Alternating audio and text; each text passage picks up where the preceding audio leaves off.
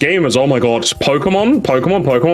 Happy fun, la la la. But we're not having a happy fun la la la time, are we, champ? We're not having a happy fun la la la time at all. Pokemon Needs to Win Me Back by Libris. Uploaded, how many months ago is that? It's 2 months ago as of now. This feels like a video I would have made, like after Sword and Shield, if I'm being honest. Because yeah, after Sword and Shield, Pokemon did need to win me back. Because I'm like, yeah, the series is like, I'm just gonna go, you know? If the next game isn't good, I'm gonna go.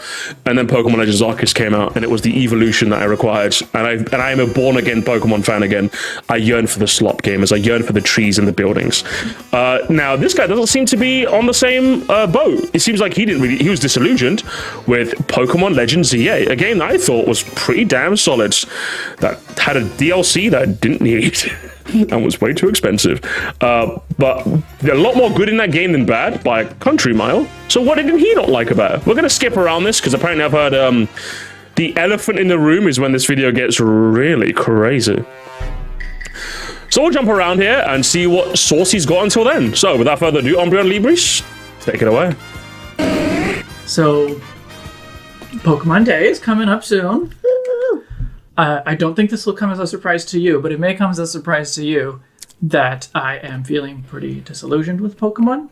That's a shame. And I think that Pokemon Legends ZA kind of broke me. Really? That was the game to break you? I feel like it was either Sword and Shield or it was SV at launch. Do you know what I mean? PLZA? I feel like a lot of the people that didn't like that game were just like, man, game was kind of ass. I'm just like, yeah, sure. There's some ass elements to it. Interesting. I feel like there's been, for a while, a kind of a growing gap between me and Pokemon. It was like a manageable gap, and then ZA just kind of like put a wedge in and then just like cracked that wide open. So it was there from SV. Okay, I'm very curious now. Or BDSP, yeah, BDSP would have been some people's like 9/11 for sure. You know, we just kind of started talking and we never actually like introduced who you are. Yeah, who are you? Long-term viewers, certainly the people like on our Discord, they will know who you are. Yeah, who is this? But there's probably people who have never seen you on camera. You're right, yeah, I don't. This is Indigo, my wife. Hi. Oh, Indigo, that's a lovely name. I'm Libris. Oh, Libris. Never heard that name before. Thinking about this the other day, and I know that there's at least one person in my audience who is going to be completely baffled with this statement, but I feel like Omega Ruby and Alpha Sapphire was the last like true Pokemon experience for me. Omega Ruby and Alpha Sapphire, yeah? That was the last that was it, yeah? Interesting. Okay, I'm curious. I'll be honest, guys. I'm very curious. So PLZA broke you, but Oras was the last good one? I don't even know what to say, really. I'm gonna guess it's because it was a remake of It's ironic that he says that. Sun and Moon. It's ironic he says that because that was the game that like made my brother fall off Pokemon entirely, and he's not played a Pokemon game since. Because like Emerald was his childhood, so he played Oras and was like, why is it a remake of firstly Ruby and Sapphire instead of Emerald, and why is it dog shit easy? And I'm like, it's for babies now, Ozzy. What do you mean? It's like, yeah, I'm bored. He didn't even finish it neither, unfortunately. Aesthetically, it really felt like Pokemon between the visual style, like the chibis, the colors, the rendering style with outlines, the music of the games, the gameplay that felt familiar but was still very fun, and the game still brought lots of new things to the experience. There was like Mallville City, there were the updated character designs, there were, of course, quality of life improvements, there was the whole Delta. Did Sun and Moon not do all of that, but more?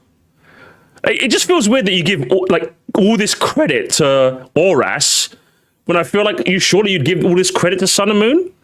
The only thing that's wrong with Sun and Moon is it's a fucking cutscene sim and I can't stand it. Episode.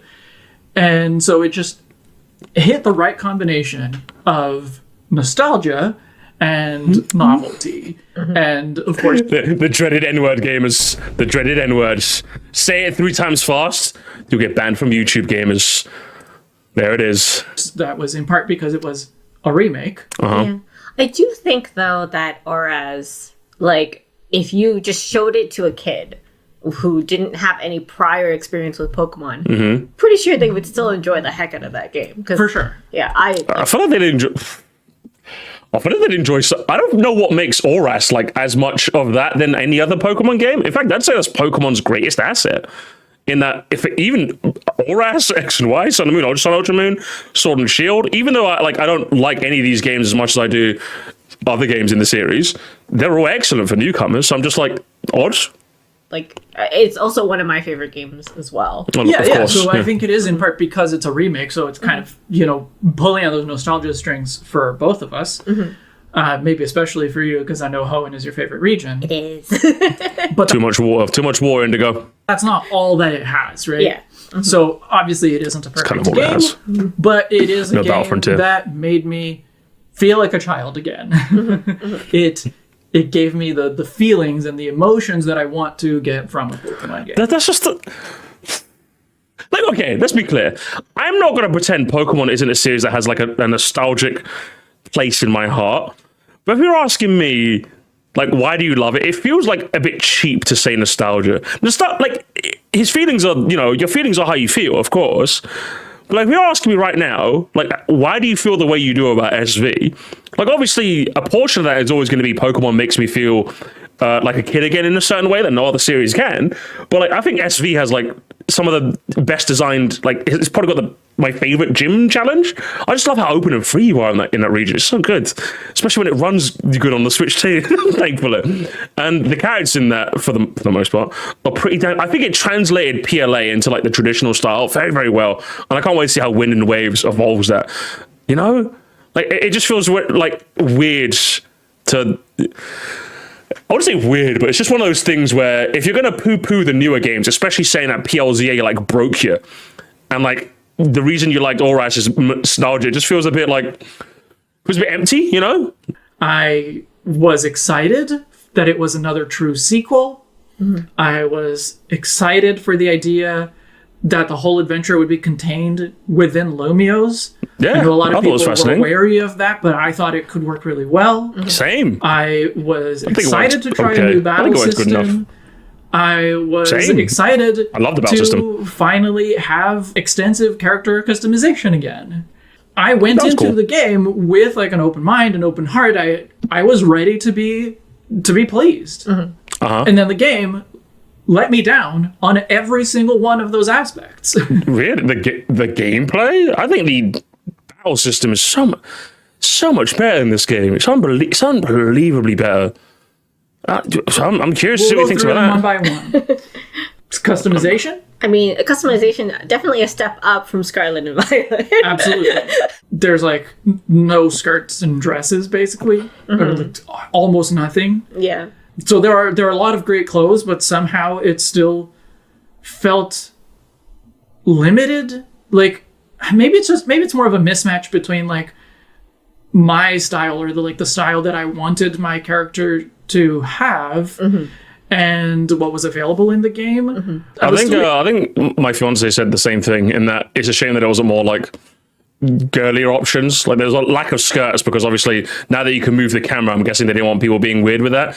I'm just like, I'm sure they could have worked around that, Able to make multiple outfits that I was happy with, but it always felt like a bit of a struggle to find things that I was happy with or that like surprised me and things like that. So to this day, I'm still yearning for what Sword and Shield gave, except Sword and Shield had clothes that were gender locked. And so like, I want the Sword and Shield level of customization and those like styles, but without the gender locking. Then I'm Customization is something I'm not really too fussed about. I mean, we'll jump ahead to battles. We're talking about the battles.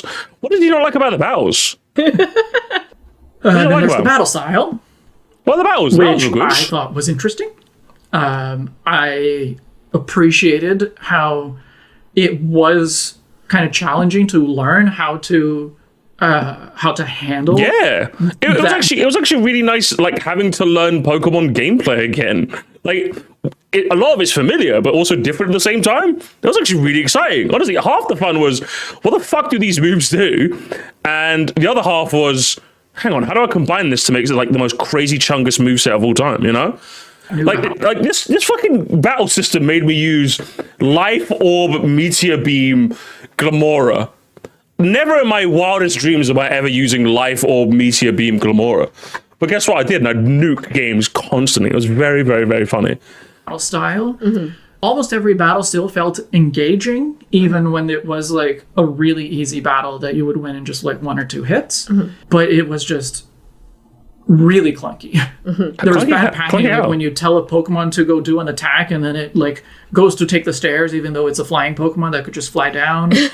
There's like bad positioning where like a Pokemon will stand somewhere and fire its attack at a tree instead of taking like 2 steps over.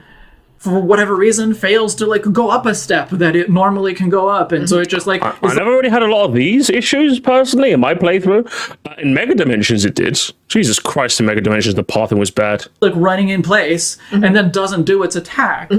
So some attacks have like really, really slow wind up, and so the whole thing felt really unresponsive. No, it's just if the attacks had cast time, it's because it was a more powerful attack. That's kind of how wind-ups work. Like using Blizzard is going to take longer because it's a stronger move, so they gave it more cast time. So they didn't make it feel clunky. It's just you have to balance quick but fast moves and slow but long-winded attacks. Yeah, that's why like for me, like I had Liquidation on my Feraligatr, but I also had Aqua Jet to like pick up a quick kill or to like close the distance.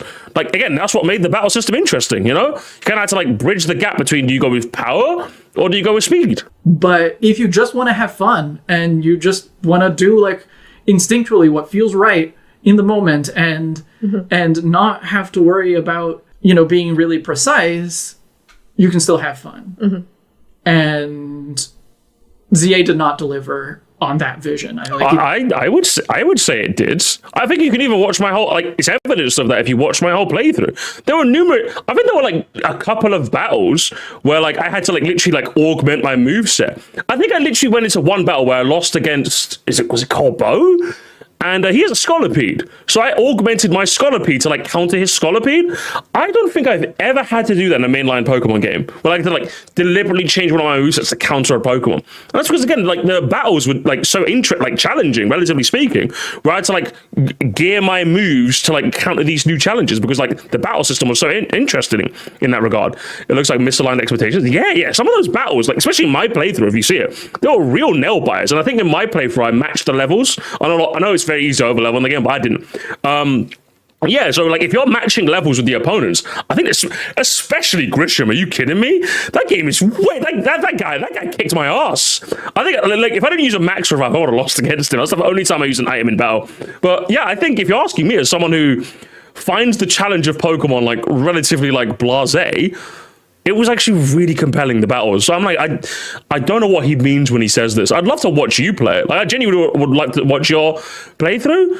Because I'm just like, again, the fact that the moves did something drastically different and it was so easy to change your movesets on the fly made battling just so much intriguing.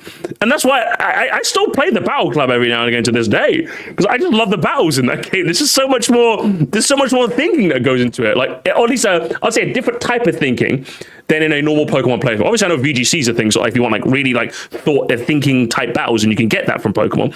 But like in a main series game, very rarely do they demand, at least from us veterans, something to really think about.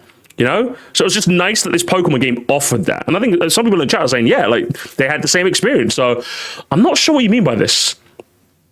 And difficult doesn't feel inflated by its levels, which makes the general losable battles feel perfect. Yeah, exactly. Like that's one of the problems that older Pokemon games had, in that all those older Pokemon games, like Gen 4 and below, had that like obnoxious level spike. And while they're I think it's a lot more forgivable in those older games because a lot of the enemy trainers don't have like EVs and what have you, and they don't have badge boosts, and you do. So I think the level gap is understandable. It just makes for battles that just don't feel as fun when you feel like the opponent is 10 levels higher than you. So it's nice that Pokemon kind of did away with that in a way that made the games very, very interesting as well. I still kept the difficulty factor in tow. I really liked it, honestly. This game is like difficulty was like perfect for me. As someone who likes to use like more than 6 team members and matching the levels of my opponents, this game was perfect in terms of difficulty. Like genuinely, like I think as near perfect as you get from a Pokemon game. So when he says that, I'm just kind of like, I'm intrigued. I just don't agree. I'd love to see how you played it, because I'm just like, I don't agree with any of this. But let's jump forward to open world. Screen, yeah. Lumio City. I really thought it was interesting to set a whole open world game within one city. A real city, especially one like Paris, like it has enough stuff going on. It has enough variety. in Paris? There is content. In Paris, I know. There is enough stuff Yeah. within a real city to give you enough to do in an open world game. Yeah, I agree. I think like they definitely didn't use the setting of Lumios as well as they could have. I think that's true, honestly. ZA does not treat Lumios like a city. It treats it like a landscape. Buildings are not there for you to go in and meet people and talk to people. Buildings are there to like be mountains, basically. They're like things you have to climb. I feel like Lumios in ZA had fewer buildings that you could go into and do things than in X and Y. Yeah. And like, I mean, that's just something that like modern Pokemon has just been lacking for a while now. I think SV definitely started. Shut up, chat. Is that like you just can't like a lot of the buildings aren't like enterable. I do feel like this game definitely bridges the gap way better than SV did by having a lot of NPCs outside. So that's why it didn't bother me as much. It would have been nice. I would love it if you could go inside buildings again and just like chill and just like look at the scenery and just what have you. But like, it's just one of those things where as long as the game accounts for it in other ways, I'm okay with it. And I feel like Lumios did in that regard. What I would say the issue was with how they didn't utilize one city is like they just isn't as much stuff to do. You know what I mean? Like I know like you go to the battle zones at night and like you know especially you're supposed to catch stuff during the day and what have you. But we're still just like other weird trinkets to do. Do you know what I mean? I really wish like even like if it was just like this game was begging for a game corner. You know what I mean? It doesn't even have to be like fucking slots. It could just be like vault or flip. Like at nighttime, like the arcade opens and you go like a bit like Persona. You know, at nighttime, like the arcade opens and you can go after school or a karaoke place. So, like it needed like more just like small little trinkets across. I guess the side missions were kind of like a way to bridge that gap, but the city definitely needed like more life. I think it definitely needed more life, 100%. I don't think, and if they weren't going to let us enter buildings, they definitely needed another way to do it. But unfortunately, it just didn't. I didn't count them, but like in X and Y, there were buildings where you could go into and like just talk to people that weren't like a point of interest, like a museum necessarily. It was just like they're all outside now. You go in and there's like office space and you talk to people. And sometimes they give you an item. Yeah, they do that now, but just outside. In ZA, the buildings, they are really just walls, right? Like they control your movement. It is a giant scaffolding obstacle course. The whole Basically. thing is scaffolding. Like Rancy has construction, tried, innit? I guess 4 different takes on what an open world-ish kind of game could. Let's be honest. Most of these buildings weren't interesting to enter, anyways. Listen, the Pokemon community isn't ready for that conversation. Okay, they're not ready for it. Okay, they're not ready for it. And I do think that a true, like, fully open world Pokemon game could work. Like, I think thematically, the Pokemon world is fitting for that because it's the idea of you are a kid who's going on an adventure. You know, you're leaving your hometown to go learn about the world and learn about yourself. And it's entirely self-directed where you go and what you do. But the games have not figured out how to actually make a game out of that yet. They did it very well in like Gen 1, Gen 2, Gen 3, where those games were pretty linear. But they gave you kind of that illusion, I guess, of freedom because, you know, from where you begin, there's only one place that you can go to. And so like, well, I think like a major... I don't know if I necessarily... I don't know the overall point he's trying to make here. It wasn't really... Was he trying to be open world? I feel like there has to be another term for like open... Is it open zone? I don't know what it is. I don't know what like the term... Because when people think open world, I would describe... I think Lumios isn't really like open... I feel like when you think about open worlds, you think about like... You don't really think about like PLZA. Like is open zone the better term to use? I feel like we need to like establish something in the lexicon in between like open world and linear, you know? Because open world is Breath of the Wild. That's open world, right? Linear, obviously, the old Pokemon games were, right? Lumios is like somewhere in the... It was never trying to be fully open world, you know? So when you say like the older games gave that illusion of it, first I think the Gen 1 games kind of were in a way because you could just like skip a bunch of stuff. But I don't know. I don't know if the older games achieve that more so than PLZA. I don't know. Than Gen 1 2 are decently open. I think they can be, especially like in the mid game of Gen 2 and the mid game of Gen 1. But I feel like PLZA does a good job of giving you like the freedom to kind of choose how you approach things, because obviously you have the focal point of the promotion battle, right? Do you want to catch Pokemon? Do you want to do some side missions? Do you want to rack up your promotion credits immediately, or like get your ticket ready, promotion match ticket ready immediately? Like you can kind of just approach it in like multiple different, but obviously it comes with the focal point of there's a promotion match, you know? And I feel like with that format in tow, where there's like an ultimate end goal, but you can kind of like choose to kind of fuck around here for as long as you want, or like go straight to the end, or kind of like do this, or kind of like do this, or wait until night and cut and go in here. You know what I mean? Like I think it did that really, really well, if you ask me. I don't know. The difference between the first games and the games now is HMs. Because in the first games, you know, you would see the boulder, you can't move. Right. And you're like, huh, okay. And then later on, you get the HM for strength. And then it's like, oh, you can move these boulders. And it's like, that boulder that was in that cave, I gotta go back to it. Now, with the scale of the games being what they are, HMs obviously don't work. You can't really have a boulder in your path because you can, you know, just go around it right here. Yeah, but like I think PLZA accounts for this with the promotion battle. Like you can't progress past the promotion battle. You have to do that. Whether you want to do it isn't like whether you want to do it immediately or do whatever else you want to do beforehand. You can collect screws. You can fucking like do again. I just said it. You can do side quest catching, battling immediately, collecting screws. Again, one of the issues that the game has, I don't think there's enough to do in the interim. Again, it would have been nice if there was an arcade you could visit at night. It would have been nice if there's like just like various areas you can do smaller things, like again, in various mini games. That's how the game is better. I think the gameplay loop it has is great. And doesn't Zia have obstacles you can't really get around? Yeah, it does actually technically. So I think it did the whole HM things. I think it translated HMs the way better, if you ask me. HMs just can't be a thing, you know, the same way that they were in those games in the past. Yeah, I mean, so, I think it could. Mm-hmm. I think they could do that and do that well. Mm-hmm. But yeah, it's more of the like Metroidvania. Yeah, if anything, I think they could do that well with like what they did in PLZA. Like there's rocks to rock smash. I think there was other things as well, wasn't there? There's sludge you can clean up with water as well. I feel like that method of doing it, where it's like you need an archetype of move, i.e., like a like a fighting type move to smash rocks, or like something like that, and you need like a water type move to clear. So I feel like that was a good way of translating it, right? I think it's overall. It just seems like we agree to disagree, gamers. Now is the time where apparently I'm told it goes off the deep end. Now I don't know if we'll watch the rest of the video from here like fully. We'll see. But let's find out how crazy he gets. Do you get crazy, or have I been lied to? So I think the What's fact the elephant that it's in the room? sequel brings us to the elephant in the room. I'm gonna guess based on you're talking about L, the character, who is Lysander, by the way. Spoilers, I guess. I don't know.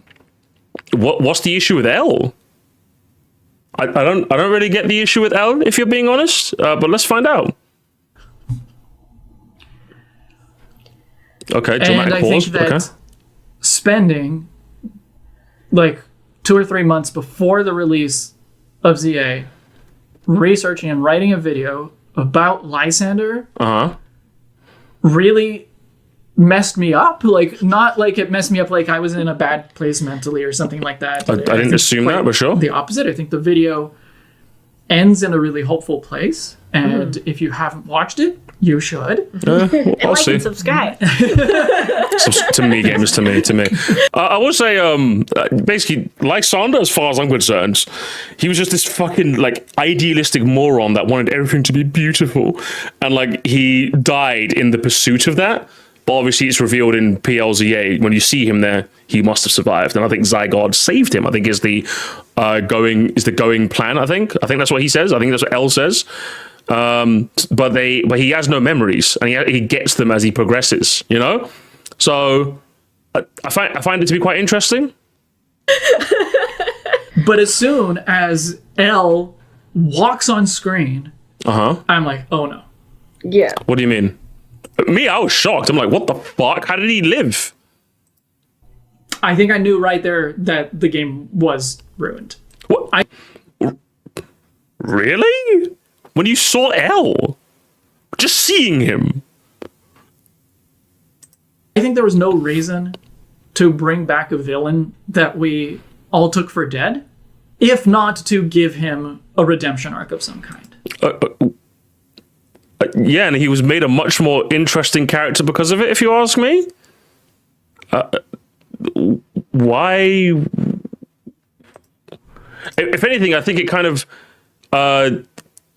contributes to the themes of the story quite well.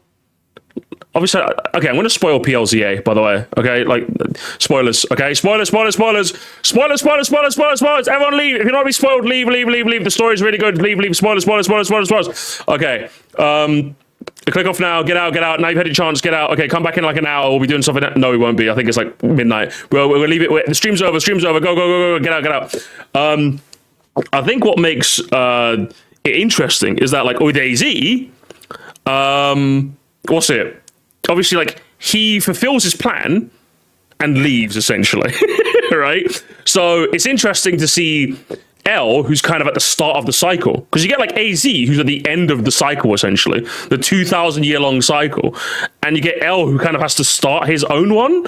And I felt like the parallels were quite interesting, especially considering like he didn't really have much of a memory of what the hell he did. So you could even argue, is he even the same person?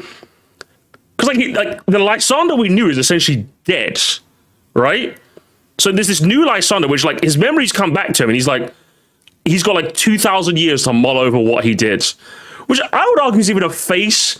No face. I would argue is a fate worse than death, because now he has 2,000 years to like just mull over the absolute nonsense, the fact that he almost brought the world to its knees. And like, it was all like, the more, and think about it, I think there's elements to the story that I don't even think L knows. So the more he realizes it, the worse it gets for him.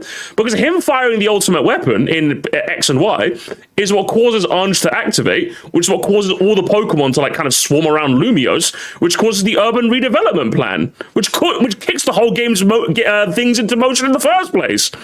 So like, and I don't think he even has like as slowly as he goes and he realizes, what the fuck have I been doing? You know what I mean? So he like slowly comes to terms with this, and he leaves Lumiose seeking some sort of redemption. I think it'd be interesting if like they bring him back as like a recurring character in future Pokemon games to like see where he's at and what he does. Because like one of the interesting things about AZ is he was there for the darkest day. So that if they ever do Legends Galar, there's a chance he'd be in there because AZ was there. He remembers the darkest day. So it'd be interesting to see if he makes an appearance in there. So if L could like make an appearance in like, I don't even know if it's Winds and Waves or like the next Legends game or something like that. Like if it's a future game in the timeline, then it could be interesting. Do you know what I mean? I think it could be quite fascinating. Yeah, he and AZ are excellent parallels to each other. What could you possibly... Listen, I like him as a character. What have you got to say, honestly? The worst part is that they didn't spend more time on it. It's kind of a problem, the story being half episodic story, half an X and Y sequel, not deciding which one it should be. I definitely think so as well. I do think they did enough of both where I was satisfied, but I do agree. I think there definitely should have been maybe a bit more of L. Because I think he's like the one thread that really ties the two games together. So exploring him would have been a lot more interesting. But I do think he gets a decent enough farewell, you know? Like I felt like I was satisfied with my time with him in an interesting way. What do you have to say? I think that's why it was obvious right away. What? That the game was ruined for me. Why? There was no reason to take the most 2025 villain and give him a redemption arc in 2025.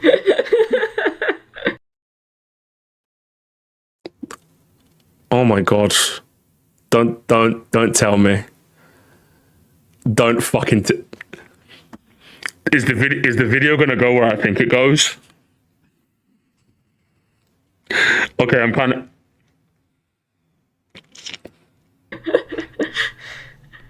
I don't know, maybe there's some like... The most 2025 villain. Who is the most 2025 villain, gamers? Look at the chapters. Oh, Jesus fuck.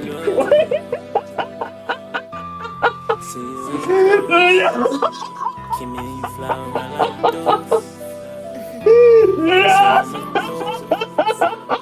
She don't like me cause I'm You're joking me. You're fucking joking me. Pokemon needs to win you back because of politics. You're joking me. You're actually having a lark, mate. I'm taking my headphones off. Fuck this. Fuck this. What was it, like son an allegory for Donald Trump? Is that what? you gon' love me. Niggas on the run. Why can't Pokemon YouTubers just be fucking normal? I don't understand. Why are we always doomed to be watching back? We need to watch a good Pokemon. We need to watch more. What was the name? What was her fucking name? We need to watch Candy Eevee. That's who we need to watch, gamers. We need to watch that like yesterday. She was normal. Everyone else fucking sucks.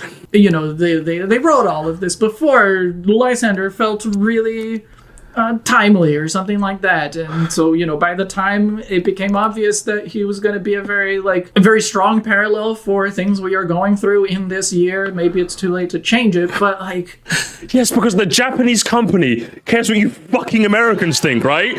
Because you guys are the center. I hate you. I hate them. We need to sink America into a fucking ocean. You guys are such a neurotic country. It genuinely beggars belief. Why would a Japanese company writing a Japanese game presented worldwide care about what the fuck is going on in that dog shit country of yours? I don't understand. You tell me. I don't understand. I don't care. Watch Japan. I cannot imagine that they didn't see it coming. No, they didn't, because they don't care. Why would they care? I love my American brothers, okay? I love you guys.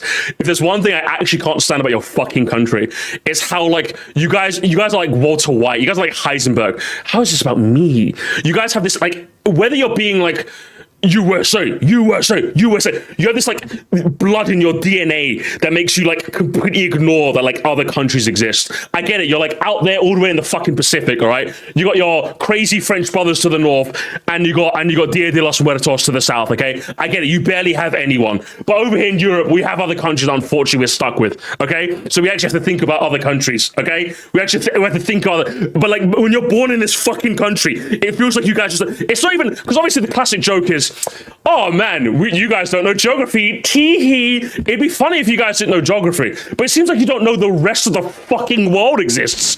So everything has to be framed in this, under this lens of American exceptionalism, even if you're not a super patriot. It infects every single fucking one of you, regardless. What's it? 50 years ago, it was in the form of USA. In the form of the 2000s, it was America. Fuck yeah. And in 2020, it's, how can I make this about Trump and Elon Musk? How can we do this? And it's like, now, let me be clear. Is there a way you can make some interesting and allegories to the real world? Maybe. Do I think this video is going to do that? Probably not. But the floor is yours, Mr. Umbreon Libris. Give us your armchair politics take, please. Let's go. Because the release of the game kind of gave me a anchor to say, like, this is when I'm releasing this video. Uh-huh. But I'm pretty sure we had talked about that connection like a year or two before. Mm-hmm. I hadn't taken the time to like do the deep dive and see the extent of all of those connections, but Lysander was an Elon Musk figure, or Elon Musk. He just says it. He just fucking Lysander equals Elon Musk. Listen.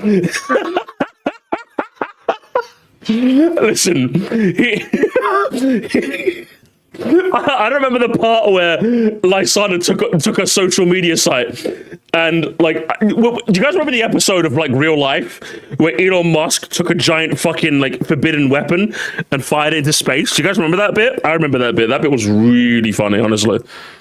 Was a Lysander figure, like, at least 2 years earlier. It was already the case. To be fair, RSC's Magma arc was based on real Japanese politics. Yeah, again, it'd be more analogous to Japanese politics, surely, right? Is Lysander based on like Elon Muskuru? Is that what it is? Is that what you guys are going to tell me next? Please tell me, Umbreon Libris. I think the fact that L was in the story was itself what ruined the game. Okay, what was it then? even the fact that there is a little bit of a redemption arc to it isn't quite what did it. I think maybe because... Why wouldn't he get a redemption arc? He's not the same person anymore. Literally, Lysander's dead. Like, realistically. And I feel like it posits a really interesting question. Lysander died when the ultimate weapon fired. L is the vessel that kind of took his place. And unfortunately, while he has the memories of Lysander, I don't think he's the same guy. At least how much of L is Lysander? Like, he has to wander around wondering, like, what he did in the past and how he can make up for it. At least that's how he speaks about his actions. He speaks about his actions like it was like a past life or like another person. Because that's not him anymore. Because he died. Zygarde saved him. The empty vessel known as L. And that's why him getting a redemption is so interesting. We're not literally redeeming Lysander, which could be a bit strange, but like, do it, I guess. But like, we're seeing what L is up to now. He's like been burdened with the curse of wandering the earth for 2,000 years, you know? The game doesn't really give Lysander a redemption arc. No, it doesn't. Right? You're right, yeah. It gives L, yeah. It's awkward because he has amnesia. Yes. So he like the person isn't really the same character. Yeah, he isn't. So Yeah. like even as his memories return, they feel more like the actions of someone else. Of Yes, just like learning, okay, someone else did this thing. Oh yeah, like that's really bad. Yeah. And not the like, I did this. I need Yeah. to atone for the things that I did. Why does he need to atone when it was a different person? Does he need to atone? If let's say we injected you with the memories of let's say we injected you with the memories of Hitler, do we arrest you now? If we make a clone of Hitler and inject him with the memories, but he didn't technically do anything, does he get arrested? It's like, you'd be like, well, that's Hitler. But it's like, okay, well, it's a clone. It's not actually him. He didn't do anything. We just cloned him, injected his memories, so he thinks he did it, but he didn't actually do it. What do we do? What do we do, Umbria? Do we throw him in the bin and lock away the key? What do we do? It's an interesting thought experiment, isn't it? I saw this episode of Only Place. If you had a clone of Hitler, would you torture it? No, why not just say if you had a tiny little Hitler? Because No, listen, if it's a clone, I wouldn't because that person didn't commit the actions. It's a genetic clone. He did. And if it's a clone, he didn't fucking do anything. He did do it. No, because he's an identical clone. He didn't do shit. The actual Hitler did it, Chris. He actually did it, but this guy did it in his thoughts and in his mind. No, He did it in the beginning. That's how he Chris. didn't do anything. Yeah, well, listen, I've seen this episode of Only Plays before, okay? I've seen it. We need to know, Umbria and Libris. And that's not real accountability. Right. That's not. Okay, yeah, so you would squish the little L. Would you squish the little L if we injected his new memories in? Is that all we do, Indigo? That's not real accountability. That's not really a redemption arc. And that's, I think, also why the game calls him L and not Lysander. Yeah, because it's a different person. But Lysander doesn't get a redemption. having Lysander there made me look more critically at the story as I went. Okay. Before L shows up, I think I would say that I was like really enjoying the game. So the moment Elon Musk showed up, your game was ruined. Americans, am I right, guys? Americans. I was like, oh, it's a 7 out of 10. It's it's fun. It's got its little issues. And then you remembered he bought Twitter for 44 million, and you're like, leave me alone. But I'm enjoying it. I just can't give it a higher grade because I don't know where it's going. I need to see. So you need to know if the figure that you've deemed as Elon Musk gets a bad ending, so you know you're not supporting Elon Musk. Yeah, I don't know. I don't, guys. Your whole country needs to be like sink into the ocean. I swear to God, it just needs to sink. See you. We need to just go up to like, what's it, like Rhode Island and find a little plug and just like thump, and all the way and America just swirls down into a drain. That's what we need to do. We need to find the plug. We need to go to Rhode Island and thump. After he shows up, I start to look at the story a little bit more critically. Okay. Pay more. So you were doing your little happy fun la la la, happy fun la la la. I just I'm sorry. I just love this idea that he was like, la la la la la, I love Pokemon, so nostalgic, la la. No. In real time, what happened? Attention to actually what is the story trying to tell me. And I feel like neither Lysander nor anyone around him really reckons with all of the harm that he caused. Yeah, because a lot of them didn't really feel it, evidently. Like, as far as everyone is concerned, Lysander fired a weapon into space, and then it fired back down to Geosenge, and then it collapsed. What other damage did Lysander do that made people go like, wait, what the fuck? Like, as far as the people of the Pokemon world are going, it was this weird explosion that happened in Geosenge, and that was kind of it. Do you know what I mean? Like, and it's been 5 years as well, so it's not like right as it happened. Do you know what I mean? So, I don't get it, man. I don't get it. Almost nobody in this game is a good person. Almost no one in this game is a good person. I need he didn't announce the entire world he'd be blowing everything up. And then he fired a laser in Geosenge, it came back, and that was it. I think that'd be one of those things. I can understand that being a bit like alarming, but like at the end of the day, the world didn't blow up. You know, it's just kind of like, I can imagine people maybe, and it's been 5 years. Like, again, if it happened like a month ago, then I can imagine people are still reeling. But it's been 5 years since that. People move on, you know. I just need to ask though, Lumbrino, what do you think of this? What do you don't like it? What do you think? What do you think of this? Huh? What do you think? You intrigued, or like, what are we doing here? I think the only characters in the ZA Lysandrosphere, the only characters in that realm that I have no issue with are Grisham and Grizel, because they grew up in Team Flare, so they had no choice. They are left to deal with the consequences of other people's bad choices, and they have, like, because of all of this, they have a warped perspective. The Lysandosphere. Oh, fucking kill me. But they're doing their best. Yeah, but surely there'd be enough information out there to show that Lysander wasn't a good guy where they'd believe it.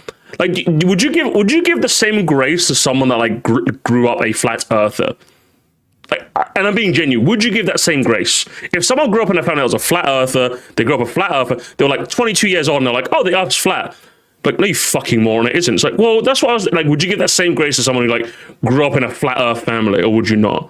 As far as I'm concerned, like, yeah, they grew up under Team Flare, but like all of a sudden they woke up and Team Flare was no more. Surely they do a little bit of like introspection and thinking about it to like realize, were these guys actually good? Were they bad?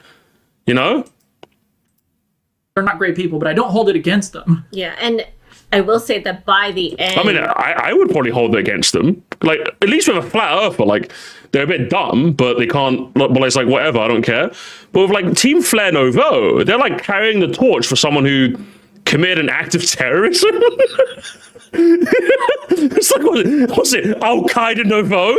Is that what we need to do now? Would you give the same grace to the Taliban Novo? Would you? Would you? I need to know. Right conclusion.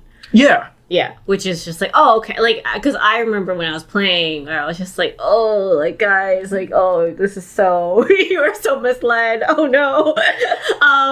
And so I was really worried for them, but then you get to the end of the game and they come to the right place where they're like, we are going to show up for our community. Okay, but like, let's say they didn't come to that.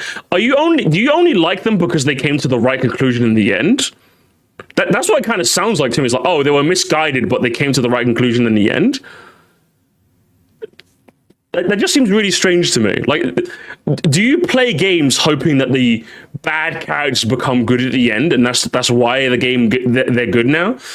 Counting or not counting Pokemon, but Chairman Rose Kirk? All right, guys, we're getting too political. Okay, I can't believe this. So I'm just like, it just seems like a Bell came to the right conclusion and he hates it. I don't get it. And that's how we sort of, redeem. Oh yeah, that makes an interesting point. If Team Flare Nouveau can come to like the right, to, like can learn the differences of their ways, in that they should probably be more there for the community now instead of pining for a time once gone. And L is essentially doing the same thing, or helped you come to the same conclusion, or like it's trying to like roam the earth in search of like redemption. Are you not giving him the same grace? We've already confirmed it's not. He even said it's not the same person. L is a different person from Lysander. So what makes you forgive Team Flare Nouveau, but not L? It's very strange, because Elon Musk can't be redeemed. That's very strange. You're willing to give Team Nouveau, the Flare Nouveau, who I would say should know better, than like someone who has literal amnesia and isn't the same person. Ourselves. Yeah. I don't know. And it's sort of just like, okay. Yeah, I needed my game to have the same politics as me, or I couldn't enjoy it. Oh, thank goodness. Thank goodness that they got redeemed. Now I can actually stand them on Twitter. Jesus. Maybe all Pokemon fans are man children. I don't know, man. Maybe we all are gamers. Maybe we all are. You're good. All right. Oh, thank goodness. Thank goodness they're not problematic media, am I right, guys? Wouldn't want difficult characters in my lore. That's for damn sure. On the other hand, we have Mabel, who is given the same treatment as a Nazi SS officer. Excuse me? Yeah?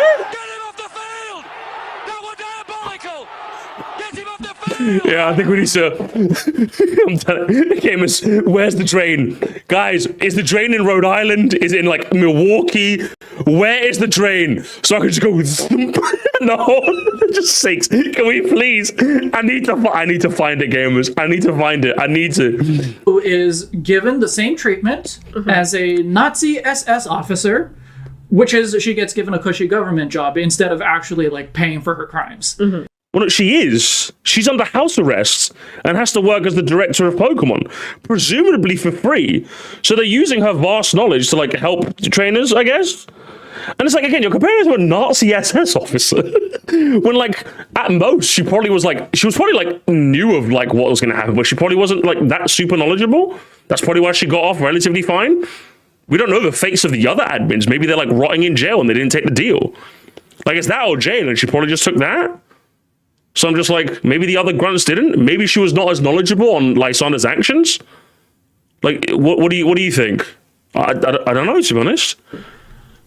Well, she took a deal, right? So. Yeah, she took a deal. Yeah. Well, yes, but like a lot of the Nazi officers, including from Are we going to mansplain this as well? I'm almost certain she knows this, but okay. the SS from like the Nazi like secret service, so to speak. Yeah. Okay. Thanks.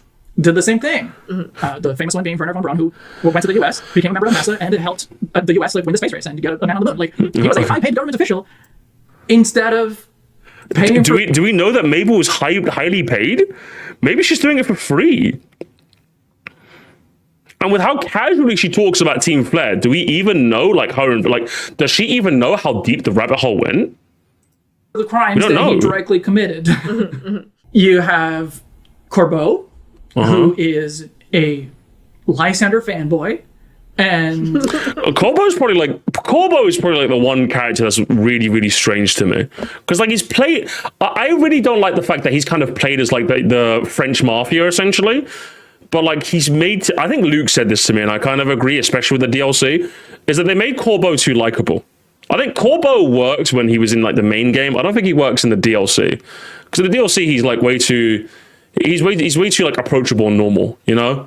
That's my issue with Corbeau. And that they're supposed to play him as this like the French, like this leader of this like French mafia, and he's like oddly chill for a crime boss. Do you know what I mean? And if you're trying to sell me on the fact that this guy was about to put me in indentured servitude, I don't think the DLC didn't sell him. I don't understand why the DLC didn't take place in Quasarco. Why did I have to keep reporting to Corbeau? Why didn't I report to Vinny in like Quasarco? I don't understand. That's the biggest issue with Corbeau, if you ask me. like Okay, let me guess. He's Donald Trump, or is he like JD Vance? What's the issue here? barely acknowledges Lysander's crimes. Well, yeah, because he's a fanboy. Yeah, that's what bad people do. And the weirdest thing is They that like bad he people. thinks that he can do good in the city by using extortion and Yes. fear Yes, because he's a fucked up individual. Yes. force people into Yes. doing community service. Yes, he's a bad person. Yes. That's what Like bad people do. The fact that he is They do getting bad people things. to do good deeds Yes. does not make him a good person. Yes, Like, I know. Yes, thank you. Thank you for teaching this to me. Yes. I am aware of this. Yes, thank you. Yes, he's a bad person. Yeah, yes. that's a line that's a weird. No, it's not weird. He's just he's a bad human being. If you stepped outside your gated community, you'd see that there's bad people everywhere. Literally. Again, my issue is that they play him too casual for a guy that literally has people in indentured servitude via his loan shark schemes. That's my big issue, is that he's not fucked up and evil enough. So weird. you have Does every character need to be a morally good person? Like, is this the kind of person that Tumblr was housing before it went on Twitter? Because I've never actually seen these people in video form. I've seen like the odd tweet. I've never actually seen this person in video form. Their big problem with Corbo is that he was problematic media. My issue is that he wasn't problematic enough. He's the leader of the French mafia. You just rock up to his house like, oh, hey, I sorted out that anomaly for you. And I was like, well, I shouldn't be talking to him like that. Zygarde, who is the Pokemon that is supposed to keep environmental balance. You have Zygarde, who is the Pokemon that is supposed to keep environmental balance. Uh-huh. And we are told that he chose to save the man who tried to kill everyone. Yeah. Yes. I don't know if he presumably gave him amnesia, but Zygarde trusted him to be the person that could assemble his cells so he could stop the imminent threat that was Orange. Yeah, and it worked, didn't it? He collected all the Zygarde cubes for you, and while he was also doing that, he needed someone who could like be the wielder of Mega Evolution, so he could save like the eventual threat in Lumiose, which he did. He trusted you, the player character. Yes. If him entrusting a amnesia-riddled Lysander was the person that he thought was the best person for the job, then I guess Zygarde works in mysterious ways. That could be interesting. Why did Zygarde specifically choose Lysander? Was Lysander really the best fit? He needed someone who could like do his bidding without asking too many questions. And I guess Lysander, an amnesia-riddled Lysander, or L, was probably the best person for the job. Who else could you feasibly ask to like collect a bunch of cells for you without asking too many questions or not understanding? You know? He could have just died of his own hubris, but no. Zygarde is like, oh no, I'll save this guy. I don't know, maybe Zygarde saved everyone? Yeah, he did, yeah. That's literally, yeah, That that's seems what a happened. little hard to believe. No, he did. It's called the... Did you even play the game? You do this at the end of the game with Ange Floette. Yes.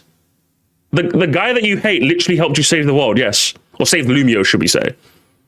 He literally... Did you play the... Pokemon fans don't play the games, do they? They don't play the games. I played the game. Yes. That's literally what happened. Yes, if Zygarde didn't do what he did, the whole of Lumiose would have been a pit in the ground. Maybe even the whole of Kalos. Yes.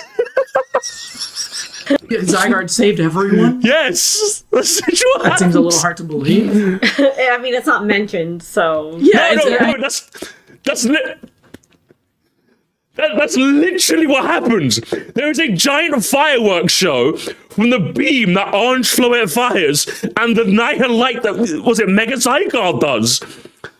Orange Floette was minutes away from blowing up all of Lumiose, and Mega Zygarde uses his last power to like destroy the beam, to like cancel out the two beams like Dragon Ball Z style.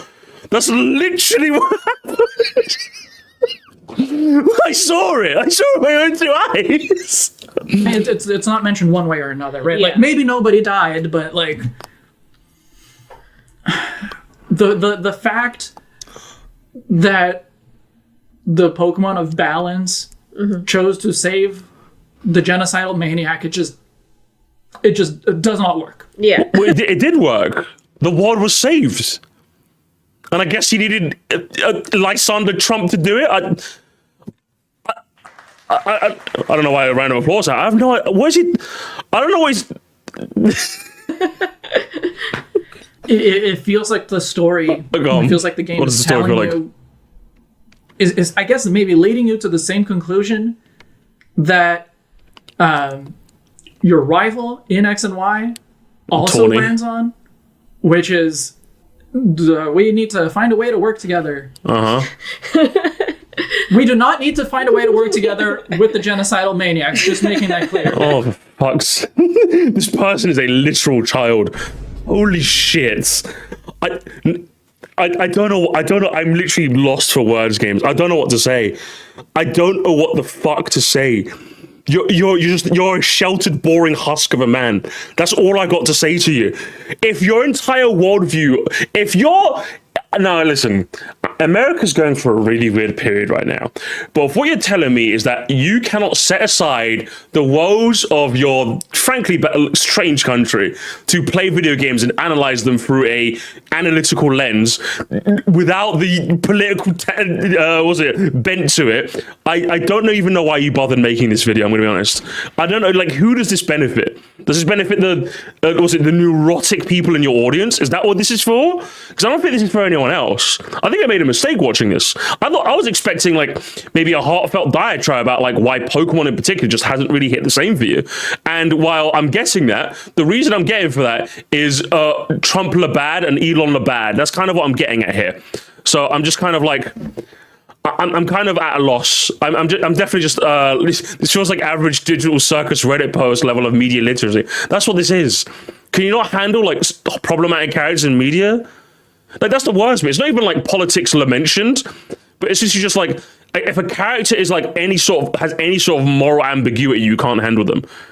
And I think it's fitting that you play a game for children, but it's weird when the game for children is telling you there's a bit of moral ambiguity. And you're like, no, the game is supposed to be for the children. In the same video where you poo-poo Pokemon Let's Go, by the way, for being for 4-year-olds, that's probably more your speed, I'll be honest with you. I don't know why you insulted that game. That's definitely more your speed. The game's not woke enough, therefore... Show them the marching hyena scene from The Lion King. I don't remember that off the top of my head, but you know what? Go watch it. It's the think of the kids. Literally, I don't know. I don't get it. Like, I don't want to know what this guy thinks of Jacinth. No, Jacinth is a problematic character, but she's black, which means she's okay. Obviously, right? Umbreon Libris. Is that how it works? Z, who gets to die quietly off screen without reckoning with how his repeated mistakes have been putting innocent people at risk. No, he has. 3,000 years? Oh, it's 3,000. Is it 3,000 or 2,000? I kept saying 2,000 years. But no, he's been reckoning that his entire fucking life and hasn't known what to do with it. And luckily, you came along like at the 11th hour to right his wrong, and he got to pass on peacefully. He did it again? What the heck? Because it worked so well. That's literally his whole character. I can see why. Did I miss the joke? Sorry. It took forever to come back to you. My goodness. You did this twice. But through all of that, I think what really broke me... What was it? What broke you? Was having to break up a protest against the development company CEO. Why did that break you? Is it because like CEOs are bad and that's it? Yeah, I didn't want to do that. Is it as simple as I wanted to is it literally protesters? Yeah. Oh, it's literally just CEOs are bad. Jesus fucking Christ. This is actually just unbelievable. I don't know what to say. They had legitimate concerns. Yeah, they did. As you learn a little bit later. But the more you learn about one of the shocking twists about the game, I would say, is because obviously one of the questions that you have throughout the entire game is why the fuck are they gating off whole areas just for Pokemon?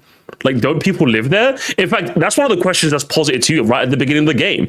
Like, right when you're about to go to Hotel Z, you're literally trapped in a battle zone and you're forced to battle your way out, which is like, that can happen. So yeah, you're kind of just like, yeah, it's a bit weird that can happen. It's a bit weird they're introducing more. It gives you more Pokemon to find, obviously. But like as a story, you're just like, why the fuck is this happening? And then you find out the interesting part, which is Quasarco actually trying to help, which is the urban redevelopment plan and this whole like ZA Royale thing is just a front because Pokemon won't stop fucking flooding the city. and they need to just find a way to like contain him so they can like figure out what the fuck is going on. Obviously, it has something to do with Lumio's tower, which is by it's being so like radioactive. And one of the coolest things about that is that as you see more wild zones open up, the tower becomes more and more like closed off to construction. Because they just like have no idea, like they don't want people to see like something weird's happening. And that's because after the incident, like what's it, 5 years ago, like people were like really scared to live in Kalos, or like Lumios in particular. Like, what the hell is with the city? So they kind of came in to try and like ease the nerves, to kind of like help it. So they're very, very like closed off with what they want to say to the public, because they don't want people just like mass leaving the city, which makes sense. They don't want to like spread mass panic. They don't want people going like, what the fuck is happening? Because even they don't know the whole like extent of everything. They're trying to figure out, but they don't know anything, you know. And they're trying also and they're also trying to get the rent prices up. I think that's a front for like the fact that they have no idea what the fuck they're doing. Like obviously they say rent prices up, but I just think that's like a convenient scapegoat for the fact that Pokemon just keep flooding the city and they have no idea what the fuck to do, and you're just trying to help them figure it out, you know. In the game, Quasartico's redevelopment plan is textually, like you are directly told this in dialogue, it is about keeping property values high. Yeah, but then you find out that's kind of like Pokemon are flooding the city and they have no fucking idea what to do. So you're kind of just like, well, I guess it sucks that rents are going up, but they have no idea what the hell they do. One of the fucking zones are just full of ice Pokemon. It's just all Anja's fault. For the city as a whole, but you also know that some people's homes are being completely blocked off by wild areas, so obviously their property values don't matter. Okay, but I can't really say I'm thinking about the property values when like it gives me more Pokemon to get. The reason this is happening is because of Anj. Like that's the reason this is happening. I guess an inadvertent side effect is that rents are going up, which I'm sure makes Quasar go happy. But like, then think about the buildings, the buildings. Yeah. The motivation of Quasartico is to keep property values high in a game where the protagonist and all of your closest friends true, by the way. Okay. live in a rundown hotel out of an old man's charity. Okay, because you pause for effect, assuming I'm supposed to be shocked. Have no other option. Mm-hmm. Well, they do have options, right? If I'm not mistaken, correct me if I'm wrong, I think Leader's staying at Hotel Z because, like, I think whoever she was rooming with moved out, and she couldn't live in this city on her own, so she moved in with Hotel Z. She's not homeless. She's choosing to lodge there because it's cheaper than like finding a place. She could probably go back to where she came from, go back to her goddamn country. With Naveen, I think he's escaping like a relatively like tense situation with his grandparents, which makes sense. So I don't think he's literally home. He could probably live. I don't think the situation is so terrible he can't go back and live there. He just prefers not to because they keep pushing him out of being an artist, which is a shit situation. So I'm guessing he'd rather lodge there. And who else is it? I think I'm not sure why's Tawny. I'm not sure what Tawny's fate was. And yeah, Tawny's looking for her mum. That's what it was. So she came to the city looking for her mum. Obviously, I imagine AZ helped her out. You know, I don't know how they bumped into. So, and we're just a tourist that kind of got roped into all of this shit. So I don't know what point you're trying to make with this. I'm gonna be honest. No, Leader didn't have any options, and a scholarship didn't come from it. Oh, that's what it was. Okay, my bad. Because you have no other option. Mm-hmm. Tawny or Bane. Urbane doesn't exist. Tawny came to Lumio's to look for their mom and didn't know anyone else in the city before. Yeah. And so found work and lodging with Hotel Z. Okay, yeah. Lita came to Lumio's on a scholarship for a dance school. Yeah.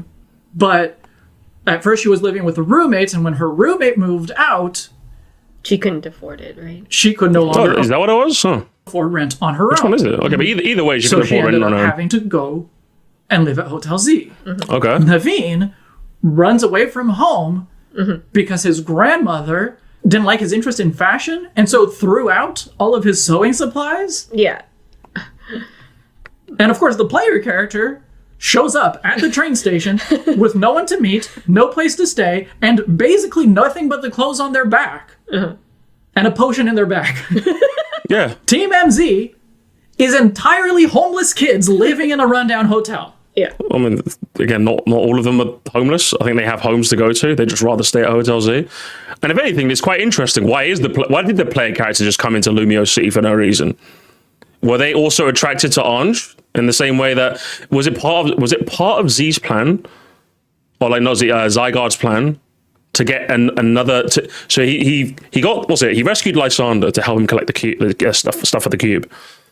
Was the plan also to attract as many like bustling trainers to see if they can be the one to become the Mega Evolution champion? Who knows? And let's not forget it's all part of Zygarde's plan. Right? Who was also a homeless kid until about 5 years ago. Looker takes her in. Okay, but she's not homeless anymore. I don't know what that has to do with anything. And yet the game is making the player participate, the player and all of their friends participate in this scheme to keep property values and therefore rents high. The game is making you keep yourself homeless. No, the game is trying to make me participate. The game has this really fun thing going called the ZA Royale, which means I get to battle trainers and be better and play the Pokemon game. And then I found out there's a crazy plot going on. And then there's croissant curry.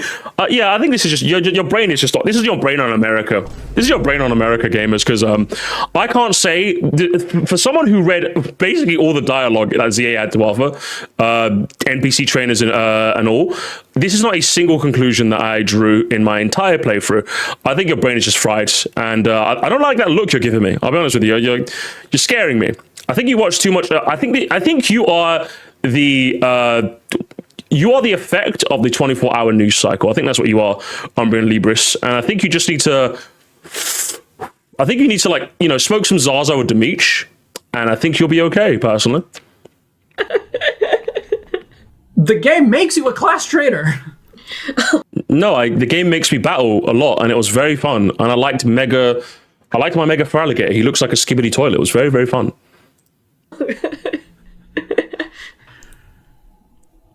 I'm guessing you're supposed to pause for emphasis, but I'm too British for this. I'm sorry. This doesn't work on me. I actually go outside and have friends. I'm sorry. I'm not actually sorry. I can't stand this video. That doesn't feel good. And the only the game felt good though, right? Indication in the entire game that maybe what you're doing isn't so good is when you and Tawny confront Jet and Vinny about this whole thing, about the redevelopment plan,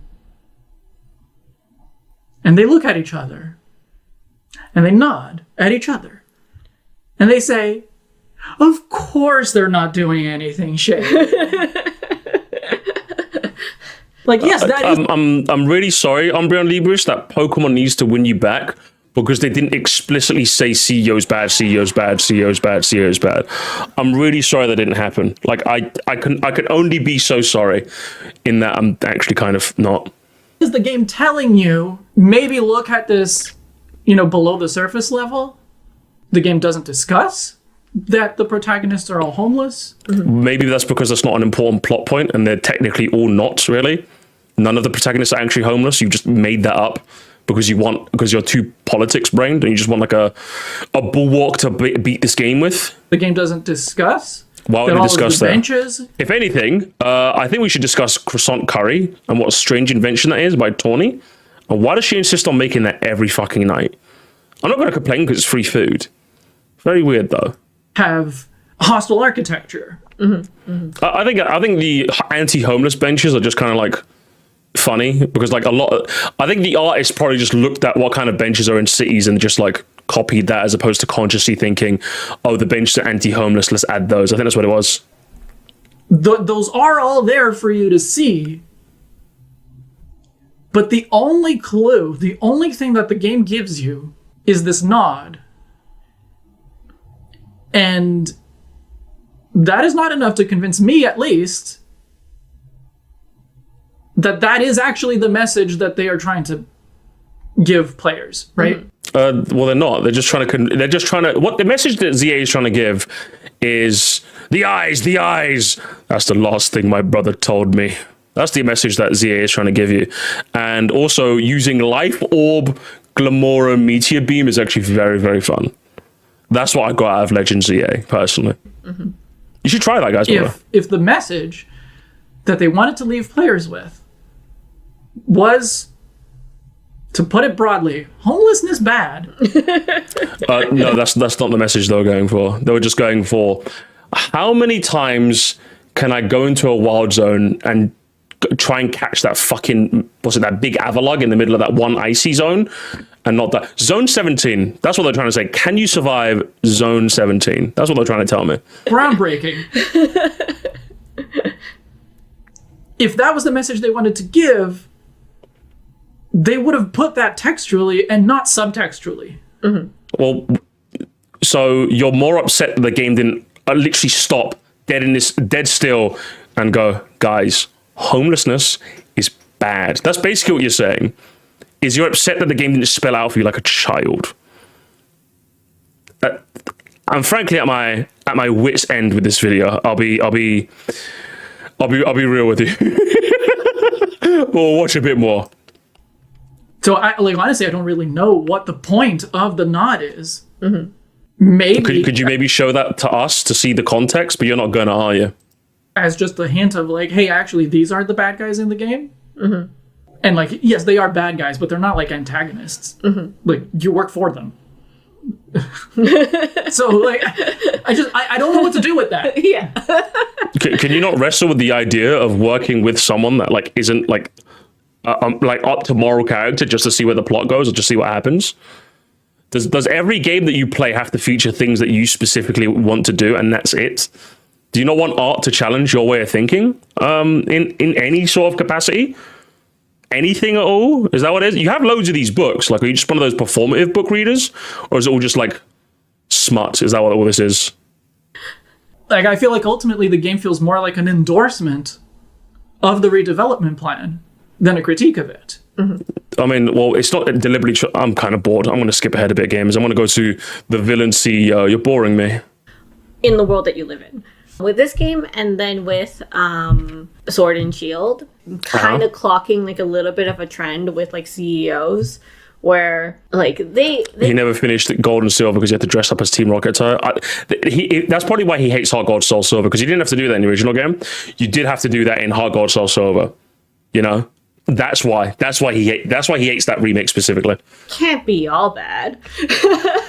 Especially like with this game, it is very different from, say, Gen 1, like Pokemon Red and Blue, where you have, like, you are essentially playing as the underdog who has to dismantle this criminal organization. You have to take down the big bad guy, Giovanni. Okay, but like at the same point, you do save a CEO in that game. How does that affect your judgment of the game, Indigo?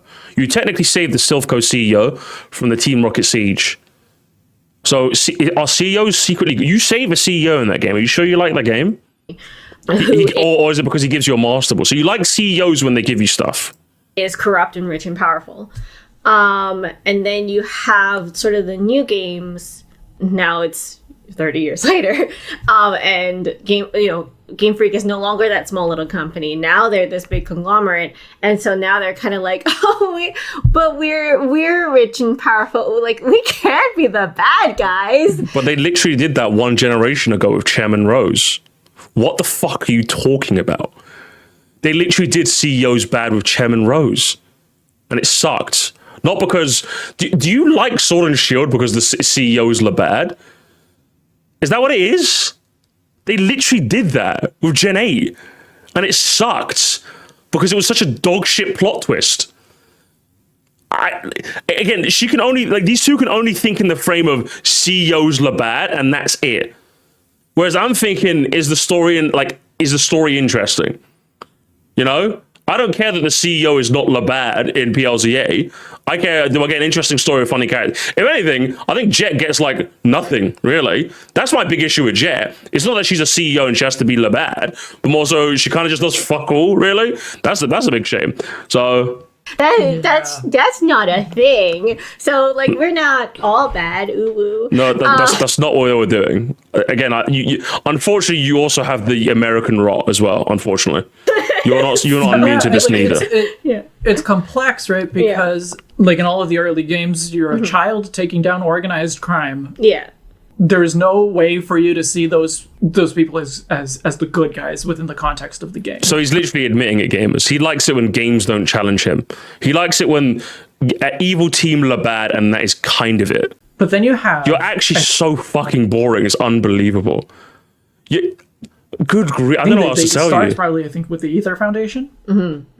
Well, I guess maybe it starts with Lysander, because he is a CEO. Like he is both... Yeah. Like, just go watch Dora the Explorer, broski. Doing good, and also kind of leader of essentially an organized crime syndicate, and like that is what the game is about, right? Like that is textually like the game does address in dialogue the fact that he is both, and then you have Lusamine, who is another. Not exactly a CEO of a company, but like the president of a Greenpeace. Couldn't you claim that every evil team leader is a CEO? Like Cyrus is definitely a CEO. I think he definitely has the type. I think he's definitely technically a CEO, but like he doesn't call himself that. He calls himself like the leader, because that sounds like a lot more like, yeah, we're just like a ragtag group, you know. So I think that's what it is. It's interesting, isn't it? In that we've been taking down technically CEOs the whole time. So when Pokemon tries not to make CEOs look bad, I can't believe this. I like it when story is good and catching cool Pocket monsters. Oh my god, so same. Oh my god, guys, same. You like it because funny cartoon monsters and oh no fucking way, guys, you're crazy. You're crazy, guys. No way. And then you have Chairman Rose, who is the president of a company that owns every other company. And he was and shit. is also chairman of the Pokemon League. And then you have Quasartico. Lusamine, I guess Lysander is a CEO who is using his power, his influence to do bad things. Lusamine is a president who is using her power to do bad things. Rose is a CEO who is using his power and doing bad things, but for good motivations. It's almost as if his character was way more interesting and had the opportunity to be more interesting. Because I like it when my villains at least give a reason for their villainy. I kind of like that. I would say Chairman Rose had much more potential than Cyrus, for example. But I like Cyrus as a villain more than Chairman Rose because it wasn't really done as well. You know? Because, like, at least with Cyrus, he was just kind of like, I fucking hate the human spirit. I'm like, okay, do you want to, like, explain why? No, I just hate the human spirit. Emotions are what ruin humanity. I'm like, okay. Wow, you beat me in a battle in the distortion world. Now I'm going to stay here because I'd rather be here than go back to the fuck-ass humanity. Okay. Cheers, mate. Cool. Like And you're doing a lot of disservice to, like, Lusamine as well. I think Lusamine also, like, has a lot of reasons why she does what she does, you know? He's aiming to do something good, but the way he is going about it is bad. Yes. And that's what makes it... Yeah, but that's where it starts to feel like... Maybe... Okay, what's wrong? I keep going back and forth, because, like, for Lysander, I think it was obvious, like, he is a CEO, and he is a bad guy. Yeah. Okay.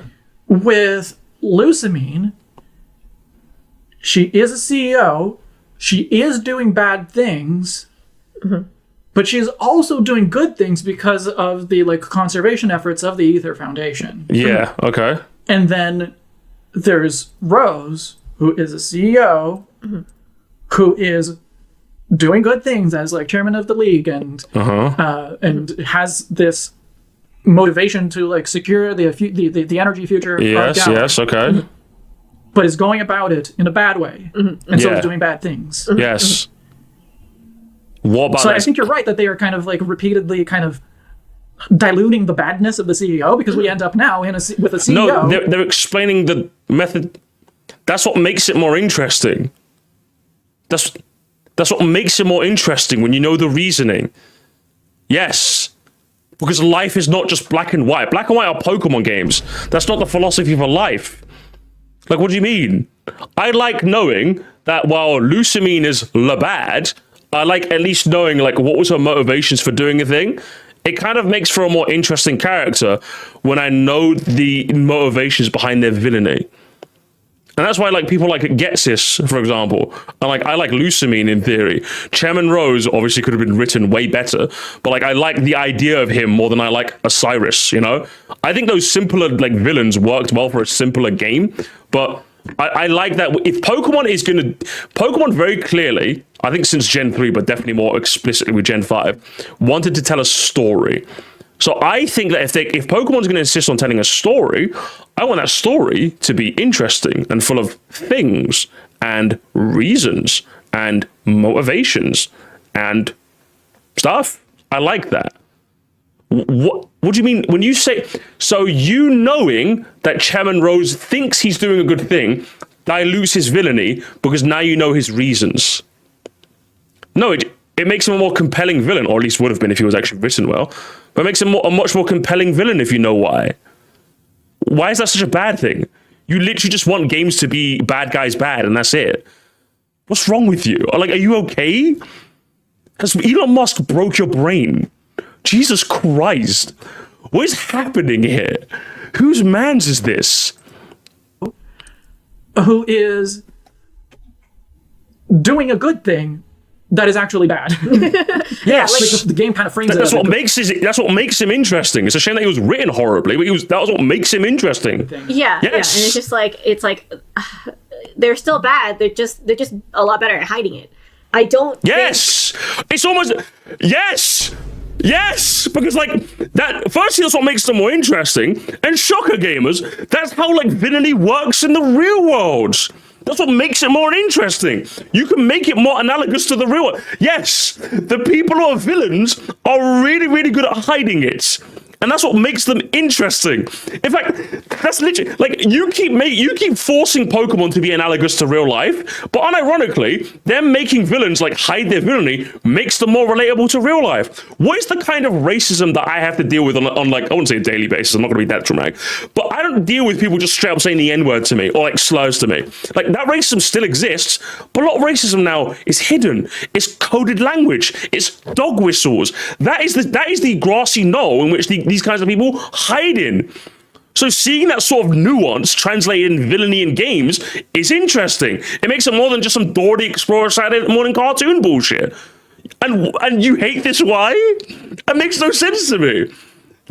I just cannot fathom in a reality where you want Saturday morning cartoon villains. I just don't understand that. I don't get it. Yes, the thing is, let's say you people, unironically, literally. That's why I make a joke of that, because like it's the kind of rhetoric that the evil people that hide it will use.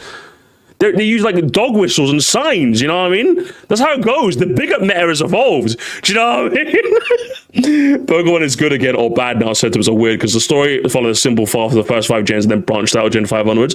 Yeah, but it's the branching out. They branched out to a version that they don't recognize, therefore it's bad. That's how it goes. Too many sweats. Yeah, look, racism has a lot of sweats now. Evil has a lot of sweaty people these days. You gotta be like a tryhard. So I like that they're capturing that tryhardiness, you know what I mean? Doing it on purpose. Like, I don't think they're doing this to be like, oh, you have to like, dig deep to find the true context of the story. Like, I don't think they're thinking that far ahead. Yeah. Which means that if we're gonna take the story at face value, which I think that is kind of how they intend it, then it's all good, If someone is going to have the argument of like, it's a kid's game, you just have to look at it at the surface level. The surface level is not good. No, the surface level is fine. You're digging and finding shit where there's plenty of gold to be had. And I don't know how you're doing that. I don't know. Yeah, and to your point about like they used to be, as a company, they used to be underdogs, and now they are, the most profitable media company in the world. Mm-hmm. Musty, help. Listen, we're gonna survive this together, chat, okay? Don't worry. It is curious. So, this being largely the reason that Pokemon needs to win you back is just impossible for me to fathom. Like if you're asking me, what did Pokemon need to do to win me back? when I was disillusioned in Sword and Shield, it was they need to shake up the formula. The gameplay was getting stale. The same, like we've been doing the same fucking gameplay loop for how many gens now, and it just seems to not be evolving. It was fucking boring. Okay, and then what did they do? They did PLA. They made catching so much more emphasized. They made a world where Pokemon were terrifying creatures. That's what I needed to come back. All right, and it was so good. It was so good. I don't know how it holds up on a replay, but I played it and I'm just like, I just wanted something different. I love this world. I love its characters. I love the gameplay intrigue of Pokemon. I just need some sauce. And it gave me that sauce. So he's in the same position I was back in like whenever Sword and Shield came out. I don't remember. The years are just bleeding into the same. And the way they win you back is making plots that are much more like Saturday morning cartoons. That's what you're telling me. Terrible. Say the least, that in the beginning, you know, the protagonist was an underdog, but they weren't fighting against like corporate structures or anything like that. Like they weren't. You know, Game Freak starts out being a very small company trying to make it in the world of Nintendo, of like very dominant video game companies. But that's not what the game is about. No. Like it has a little bit of that kind of. I think we'll jump ahead to the elephant in the room, gamers. Political commentary. Let's see, gamers. On Who Saves the City. So, okay. If I would rather be playing Baldur's Gate than playing Pokemon, is the problem the game or is the problem me? The problem is maybe you have different sensibilities than Pokemon, which is fine. Because I am a different person than I was when I first played Pokemon. Yeah, certainly, you know, 30 I'm years sure ago, or almost 30 years ago, yeah. I was a different person. Yes, and you like games that are woke. You like games that are like, listen, enemies look bad, woke look good. I'm even a different person now than I was. Ooh, Corbeau, Chairman Rose, Corbeau. Ooh, nuanced villains that have motivations. Ooh. 6 years ago. Is the essence of Pokemon still there? Yes. And I'm not connecting with it as much because I'm different? I think that is part of it. My politics, the way that I see the world has changed pretty significantly, especially over the past 6 years. Okay. What I wish to see out of So he's a born again lefty. That's what it is. We figured it out, gamers. We figured out. Is it? Hang on. Video essay looks inside nostalgia slop. Was it Pokemon needs to win me back? Looks inside born again liberal. Let me guess. You grew up in a conservative family. Your dad was super racist all the time. You went through an Andrew Tate phase, and now Trump is in office, and now you realize woke are good. So now, of course, now that you see it this way, you're seeing everything through the lens of politics instead of just being fucking normal about it like me. Let me guess. That is your exact path in life. Yes, I guarantee you it's that. Good Lord, it really is. Many such cases, gamers. Many such cases. So now he wants to play Baldur's Gate 3 because that has a lot more politics in it. Whereas Pokemon does not. CEOs look bad. It says CEOs look bad, gamers. I think has changed as well because of that. But I don't necessarily like expect Pokemon to match like my worldview. But yeah, I think and yet it seems like you do. My skimming of this entire video, it really does feel like if Pokemon doesn't do exactly what you want it to do, story and message-wise, the game is bad. That is exactly what you've hinted to me, yes. One would probably have to do things differently in order to satisfy what I want out of it. As you were saying earlier, they are a multinational corporation. And I don't think that corporations at all should exist. Right? So like they're... He's a fucking commie. Jesus Christ.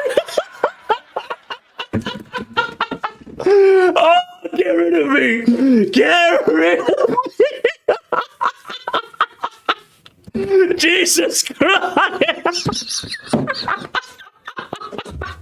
It's 1 a.m. I gotta be quiet. I gotta be fucking quiet.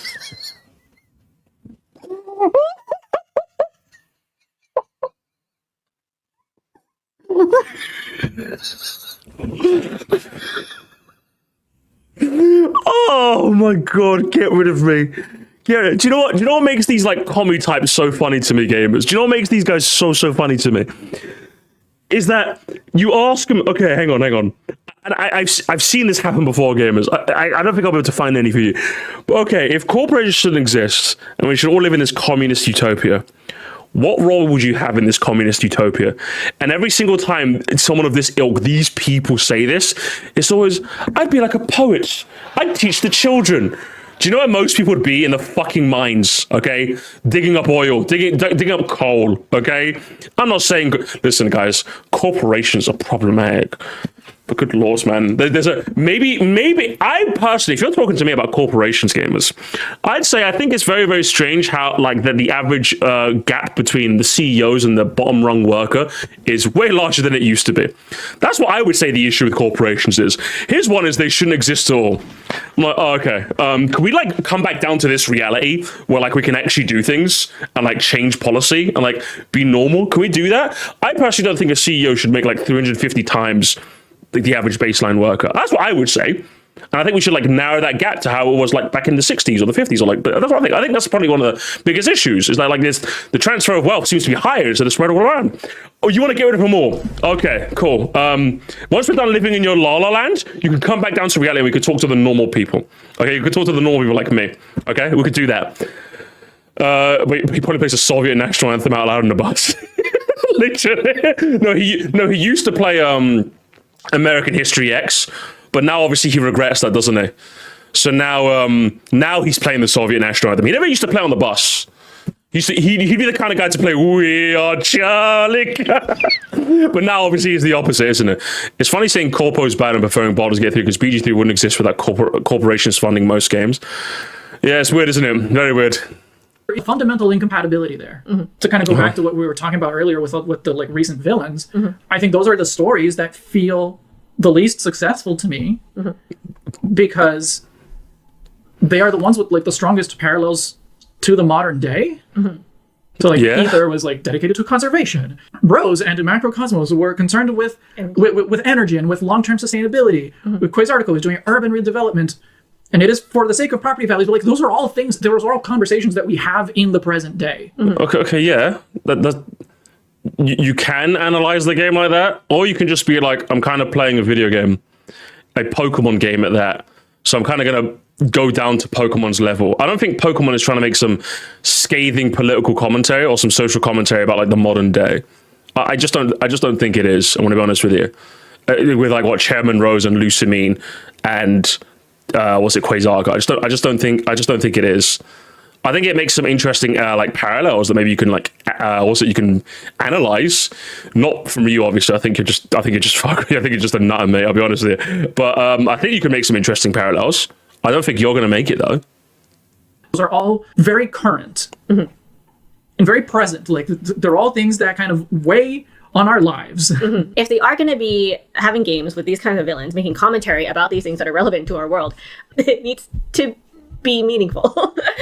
Like, I think that's does it though? Fair. Or does it need to like adhere to your worldview? Is that what it is? Thing to expect if they are going to be touching on the subjects.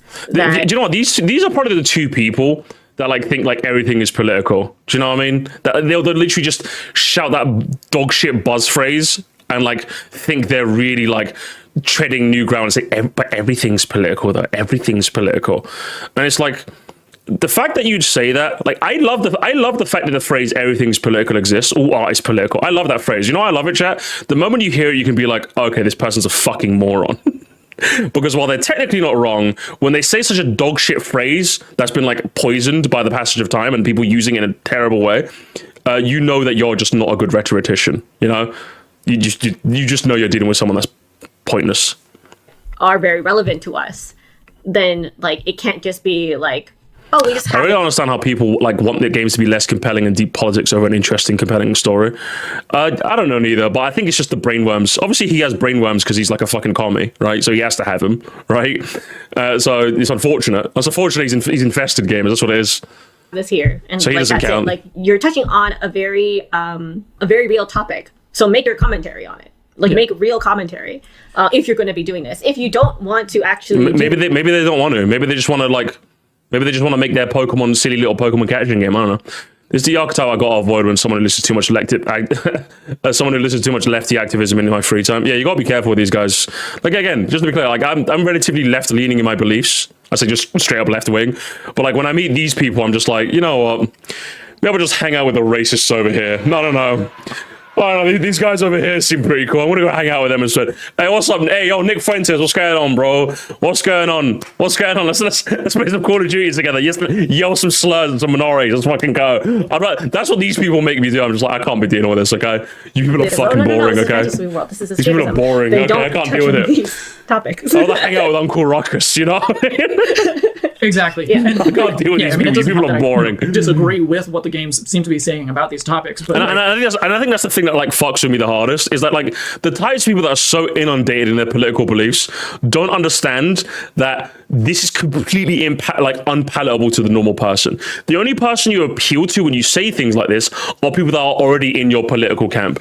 And surely if you have a political bent that's worth following, you'd want to have the kind of rhetoric that convince other people to join you. That's ideally what you'd want, right? Which is why, like, for example, whenever I tackle like difficult issues, like for example, if there was ever a instance where I could talk about like how racism has affected me, for example, like there's a video that talks about that issue and I can like get into my own life experience, I'd approach it in such a way where like it makes it more intriguing for the average person who probably has never had these sorts of experiences. Do you know what I mean? Because what I do to stand when I say like white people are bad, right, is I just stand to alienate everyone who's in my audience or anyone who's ever going to watch. It just doesn't, not only do I just not believe that, it's just ineffective rhetoric. So when you say you've corpo's bad and you want all media to be corpo's bad, like who does that benefit? Like who are you trying to convince with this mindset of yours? I just don't understand in the slightest. Like, I feel like there's dialogue there to be had, but you're just like too stupid to have it, unfortunately. I think it's a classic case of Dunning-Kruger. I feel like the person who knows that this sort of approach is untenable is sadly not the kind of person who's smart enough to employ better tactics. And that's what we're dealing with here. We're dealing with just a fucking moron, really. It's unfortunate. It really is. The loudest people really are the most stupid. It really is a shame. All art is political, whether or not it's unspoken truth. I just want to constantly treat it like the truth because most of us want to engage with something good. Yeah, exactly. That's just kind of how it is. Yeah, these people are lost in the sauce. They really fucking are, man. We'll stomach a bit more of this and then we'll just read the comments, gamers. I've had enough, honestly. It's kind of inevitable that if they say anything, someone's going to disagree with it, right? But it also feels like they're saying nothing, and that's also frustrating. We have another example in Pokemon history of it being done better, at least, and that is Ruby, Sapphire, and Emerald. Again, he likes Ruby and Sapphire Emerald because it's as simple as the evil guys are the bad, and that is it. There is no hang on, let me hear it. Let me hear the events of those games. The fight between land and water parallels real-world events that were happening in Japan at the time, or just in the process of development of that game. It was a dispute between farmers and conservationists, if I'm remembering it correctly. But the way that Gen 3 treats that conflict is in a very abstract manner. It focuses the conversation on the philosophical question of, do we favor the water for the benefit of Pokemon and nature, that's the Team Aqua side, or do we benefit the land for the benefit of humans and development, and that being the Team Magma side? And they don't exactly line up with, I think that's part of it, they don't exactly line up with the two sides of the debate in Japanese society, but they parallel them. They have enough overlap that if you know the political context, you can understand that that's what it's See, about. I like Gen 3 because I like catching Zangoose.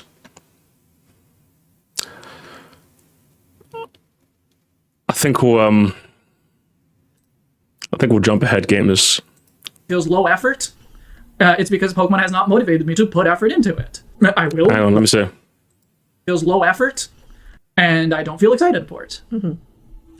If this video feels low effort, it's because Pokemon has not motivated me to put effort into it. No, it's not Pokemon's fault that your rhetoric and your method of explaining things and your video making is dog shit. That's not Pokemon's fault. You're just bad at making points. You're bad at making videos. And frankly, you're bad at just like presenting points. I just, you know what? I'm glad that Pokemon didn't win you back. I'll be honest. I'm glad. I think you should just stay gone. I think you should just play your Boulders Woke free. I think you should just go. I don't know how it's Pokemon's fault you made a shit video.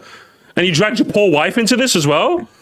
I mean, she's a bit of a numpty as well, but I don't think it's her fault. I think it's all you, mate, I'll be honest. I will watch whatever presentation there is on Pokemon Day, but I'm not holding my breath for anything specific. Oh, Even so after all of that, gamers, he still comes crawling back. Game Freak has you wrapped around their little finger, little bro. They have you wrapped around their little... Perfect. There it is, gamers. I abandoned the franchise completely. Like never played. Yeah, political content is cringe, and this comes from someone who legit doing politics university. I think the issue is, I feel like, firstly, I think most people who do this ilk of content are just horrible at rhetoric. They don't know how to present points. They don't know how to make arguments. They're terrible at this, right? And I think, secondly, what makes this really bad is that a lot of what can make these sorts of topics interesting is the life experience that someone had, right? I feel like I could at least make an interesting conversation about, for example, about race, and my experience with that living in a Western country, But but again, these people, they have these big, grandiose political ideas, but they've not done any reading. They've not done any sort of they've not talked to anyone. Do you know what I mean? It's literally, I think you said it. They barely look up any unique political concepts and just treat it like a sports team. At least when I'm Arsenal best team ever, every other team bad, I'm supporting a football team that plays a video game, that plays a sports in expensive stadiums and they get paid a lot of money. I'm not talking about anything more than just the footy. I'm just watching the footy. You're talking if you. All I'm saying is that I just don't get it. It just makes. I don't know why you'd bother. Who are you making this for? I just don't know who are you making this for. It's the idea of making a difference but not wanting to put in the effort. Yeah, that's basically what this is, and that's why I don't typically make this sort of I don't really talk about this sort of thing in my content. Not because I don't think I could make it interesting. I feel like I could, but I just don't know what I'm talking about. But here's the thing: the kinds of people that need to be self-aware enough to know they're fucking dumb, unfortunately, are the people that make videos like this. You know what I mean? And it just comes across as entirely performative to me.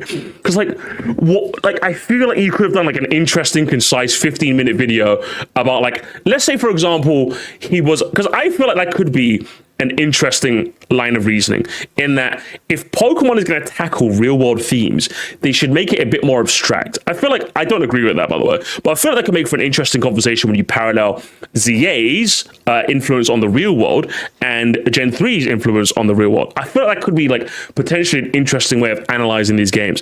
Is it ever going to happen from this guy? No, because he's a fucking moron, that's why.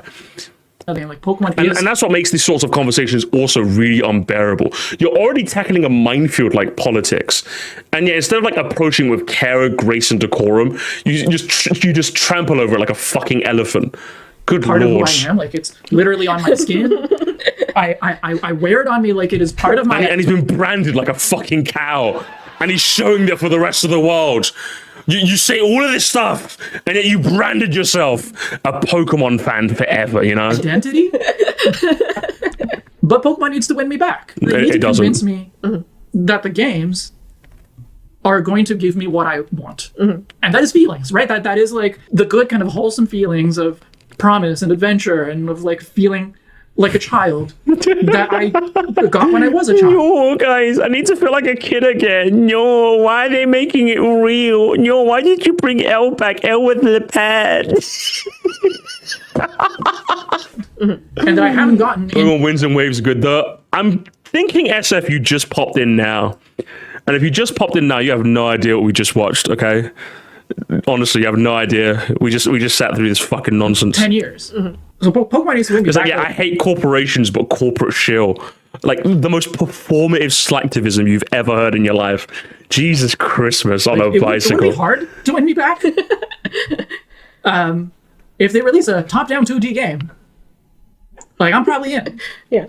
If they make a return to Johto, I'm probably in. Oh my god. So after all of this, gamers, after all of this diatribe, literally, if they sell me my childhood again, I'll lap it up like a fucking dog. This is just actual performative slacktivism. That's what this is. That's what this is, game. This is, oh my, get rid of me. Get rid of me now.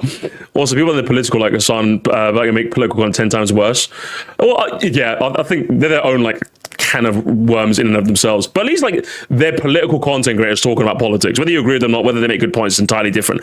I think when people bring it to the realms of video games, I thought again, there's a tact to approach this that unfortunately these kinds of fucking morons don't. Honestly, Jesus Christ. If they make anything that gives me my childhood, you're not supposed to say this part out loud. That's the word.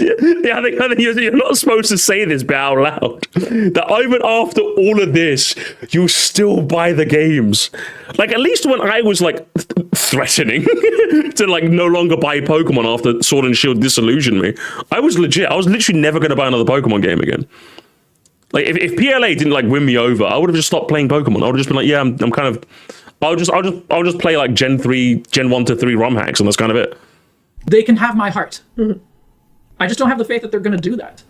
Or that they're going to pull it off, that like even if we do get a 2D top-down game or a Return to Johto, that it's actually good. This or Garra, 100. I'd take 10 Garras over this fucking numpty. I think if you guys have been watching me long enough, you know there's one thing I can't fucking stand. It's performativeness. It's this fakery. It's this like absolute nonsense. That I can't like fathom. I cannot stand people like this. I'm glad I'm sitting down because I can't stand people like this. None of what you think or say is real and tangible in this reality. You are living in a you're living in a what's that? You are living in an MC Escher painting of your own reality. You do not live in the same world as me, and yet you sit on your chair with your unfortunate wife that you've made sit through all of this, and you wax lyrical about how the game is not political enough to your taste, but you'll still buy it anyway if they appeal to your childhood. I just can't fathom this type of person. No spine, no backbone, just purely like living, like purely fueled by nothing but their petty feelings and hypocrisy. I cannot stand this type of person. I think this kind of person just like as far as I'm concerned, this is the kind of person we need to get rid of on the internet. I'll keep the bots. I'll keep all the porn bots if we can get rid of people like this on the internet. I think you should just be made to live in like. I think you should log off and live in an Amish family. I think that's what you should do. I think then you'll seek enlightenment and happiness. I think a hard day's work at a farm will get you right, honestly, because that's what it is. I don't think you've ever worked a hard day's work in your life, because when you do, you discover there's far more to the world than CEOs Labad. You've never worked a hard day's work in your life. You just haven't, and it shows. I feel your sentiment to these games so much. Really, Lawkeeper Toby, yeah? You feel the game is too corpo friendly. Is that what it is? Did you get to that part? Yeah, remind me to never watch your channel ever again, broski. The classic move of Pokemon games: put serious topics and issues on the table, build a game around them, and say absolutely nothing about them. But maybe that's not what they want to do. Maybe they just want to like again, if this is true, why not make a video about that?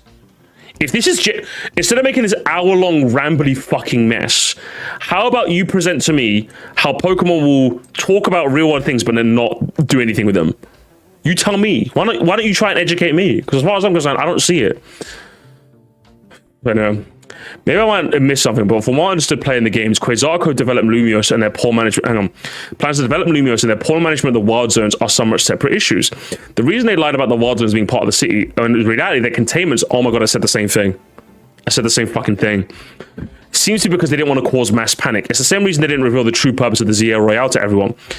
I'm not sure the creation of the wild zone itself is planned to drive up living costs. If anything, that would hurt their goals. With that in mind, I don't think Quasarco with their schemes. I don't think the player helps Quasarco with their schemes. Rather, they team up because of a separate issue of Orange's activation. You're just helping them because of a common goal, not the ideas. Literally, this is literally what I said. I don't care about what I think about the CEO or Jet. I'm just here because I don't get it. I don't even get it. The ZRO was never mentioned. What, by like Quasarco or by these lot? What do you think? Like, what are you trying to refer to? Also, I'd argue the game's narrative does take a stance against Quasarco. In the climax, Jet and Vinny do very little to aid you. It's only through the power of Lumiose coming together, all from different backgrounds with different living conditions, that the threat of Orange is stopped. To me, it's the game telling you that since you're the one saving them, the power doesn't actually lie with Quasarco, the big corporation, but rather with the people. Sure. In the video, so they don't even mention the ZA Royale in the entire video. You're joking me, Kips. Brother, you're lying to me. There's no way that's true. There's no way you're lying. You're actually lying to me in 4K, bro. You're lying. Yeah, you don't dismantle the corporation entirely, but by bringing everyone together, you accomplish the first step towards gradual, meaningful change. In the real world, the way we can resist capitalist oppression is by organizing together and fighting on our own terms within the framework of itself. If you can't trigger a revolt, at least you can work together and reform in the system itself. Ah, oh my... Wow! Wait, oh my god! I said the same fucking thing! Wow, because it's so easy to just go, capitalism are bad, corpo is bad. Yeah, what are you voting in your local elections? Are you talking to your politicians? Are you causing up a stink? Are you getting out there and doing it? Nah, we're not gonna knock on any doors. Can't do any of that. Oh, I'm too busy saying, oh, God, but this is what you do. Fucking hang it in the Louvre. Hang it in the Louvre. You should less time making videos and more time actually going out there and canvassing. How about that? Did you ever try that? Fucking morons, bro. I'm telling you. Fucking morons. I agree with you. In certain points, it feels like the story kind of elaborated that living in harmony with wild Pokemon in the city is just a facade to contain a massive immigration of wild Pokemon. Because the city caused by mega energy emanating from Arch, literally what I said. In order to prevent conflict, the mayor, such Lumio's government with Crazy Arc, developed wild zones in order to contain them for the safety of people. People living side by side with Pokemon in Lumia City isn't by their choice, but it's by necessity. And that's what makes the game interesting. How many of the side quests in the game are like built around the theme of people and Pokemon working together? That is one of the things that both Legends games oddly have as a cohesive theme, and I find it utterly fascinating that PLZA managed to keep that theme despite being set in a game where Pokemon and people are like together basically. In Legends, in PLA, it made perfect sense. People and Pokemon are starting to work together because Pokemon are terrifying creatures. How do you incorporate that theme in PLZA? You essentially make them now kind of have to live together, and now they have to kind of challenge the new problems that come with Pokemon living in a city that kind of isn't built for them. That's why you get like neighborly disputes. That's why you get like the Denes eating power lines. That's why you get like Squawkabillies like causing a fucking fuss on the roof, and you have to sort that all out. It's modern day problems with Pokemon, but like around the theme of people and Pokemon working together.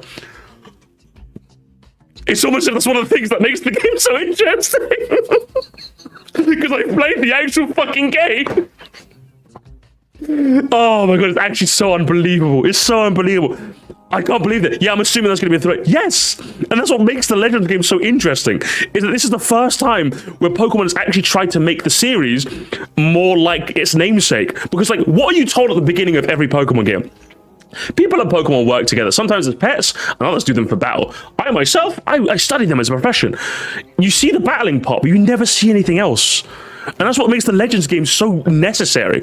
In PLA, you focused on the catching and like getting people to work together. In this one, it's definitely more the battling, but you also have to help people work together with Pokemon as well. It's like you get a glimpse into the normal problems people deal with in everyday life in Pokemon. There's literally one where a police officer has to fight, like, wants you to catch a Shuppet for him to like get a lead on a case, and he's following the Shuppet. He's following it. It follows him home. Bear in mind, Shuppet's a Pokemon that's drawn to powerful emotions, so it follows him. You follow the Shuppet, and it leads to his house. I was like, why is it leading me to my house? And you find out his wife has like is harboring so much like resentment because he's always at work and has no time for her. And you're just like,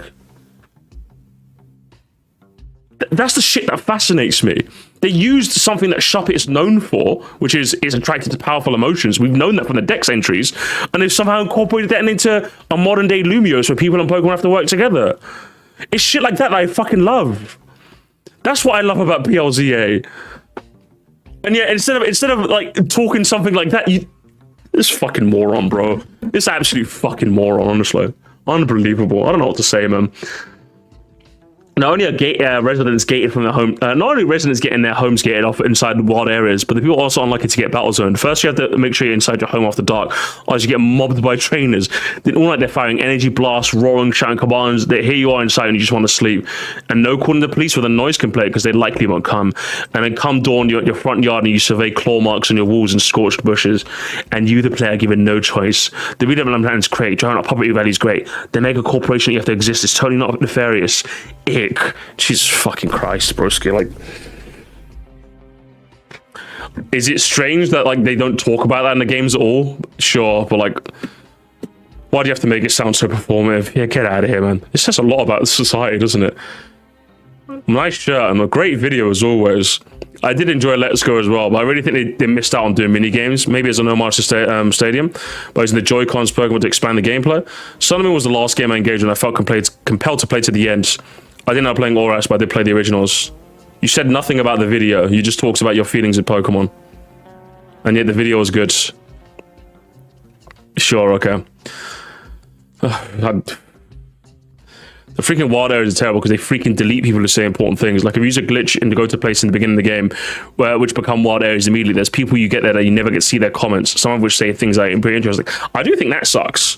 I do think that sucks because like I remember watching a video where someone out of bounds to like see areas that eventually become wild areas and see what they're like before they become wild areas. And there are NPCs that you can interact with there, but you just never get to see because you don't get to go there until they're wild areas. Does that make sense? I do think that's very strange. I actually agree with that. I actually agree with that. I do think that's actually very, very strange. I wish they let you explore all the areas, personally. Okay, what you know, what do you think of the Mega Evolutions? We never got to. This is a big video which expressed a lot of sentiments, which I agree, and several I didn't feel. They make a game where you side with the oppressor. It was Arceus, and I think that's super gross to carry out the Japanese equivalent of the Black Wars. Jesse, what the fuck on God's name are you talking about? I don't know what the hell you're talking about, broski. I'll be honest with you. You really just got me with that part by Lysander. I was just making a point about that the other day. It's so nice to see someone else share the same worldview. Don't get me wrong, I like Lysander for who it was, but I guess I just didn't like them. I guess I liked that the man sort of made peace with himself in his past somewhat. But holy crap, there was no reason to bring the guy back and try to redeem him. No, you're not redeeming Lysander. You're not redeeming Lysander. Lysander is not a character in this game. He's dead. It's just L. There's nothing even remotely redeeming about the guy who tries to commit regional, if not global genocide for the sake of his own twisted ideas. It's a good thing that guy died then. It's like trying to bring back Cyrus from the distortion world that gets this and going, look guys, remember these two? They did some bad stuff that hurt a lot of people in Pokemon, but they're good guys now. I just want to tell you they're very sorry for who they are. Well, if they brought back Cyrus or Getsis, and yes, because Getsis literally went to jail. I don't know how he broke out, but he went to jail at the end of Black and White. And Cyrus literally stays in the distortion world. So, as much as I really like Lysander as a character, I wish he'd just been left as a villain, ultimately destroyed and killed off by his own warped ideals in the ultimate weapon. Bringing it back just felt like such a tone-deaf move that left such a bitter taste in my mouth. No, I thought that was like easily one of the most fascinating through lines in the entire story, but I really wish Pokemon would go back to making irredeemable villains again like Cyrus or Getsis, who are bad to the core, satisfying to defeat, and inherently interesting in character and fun to hate. I don't think anything about Cyrus was remotely interesting. I want to be honest. So when you say like Cyrus, I'm like, I don't know what you're talking about. I don't know what you're talking. Like, what do you mean? Like, I don't get me wrong. I kind of agree with the sentiment. I like irredeemable villains in media, and I feel like there's maybe a bit of a shortage of them. I can't say I'm pining for them in particular when it comes to Pokemon. I'm kind of okay with. I kind of like what Pokemon is doing with their villains. I kind of like it, if I'm being honest, and I want them to do more of that.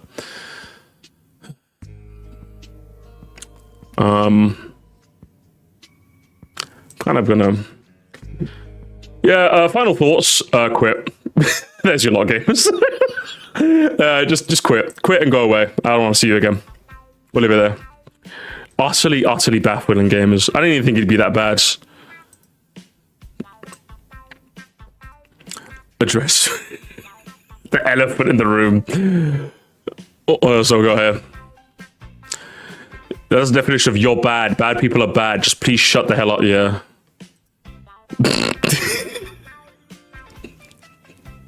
A spectre is haunting. Kanto, the spectre of Pokemon. True. I remember when Karl Marx said that. I remember that. 3 things I'm gonna do when I let the money change me. Switch off on my day ones. Forget where I came from. Game Freak according to this guy. True. I agree.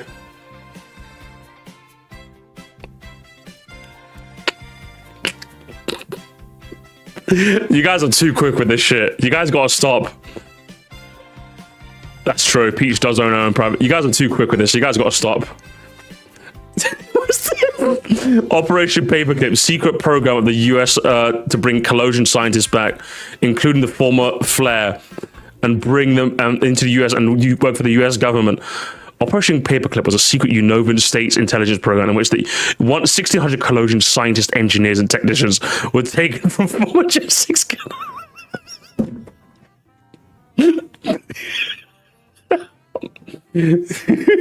Okay. Tried, but I don't like doing crime. PLZA required breaking up a protest for a CEO in the opening scene, and I couldn't. Oh, fucking hell.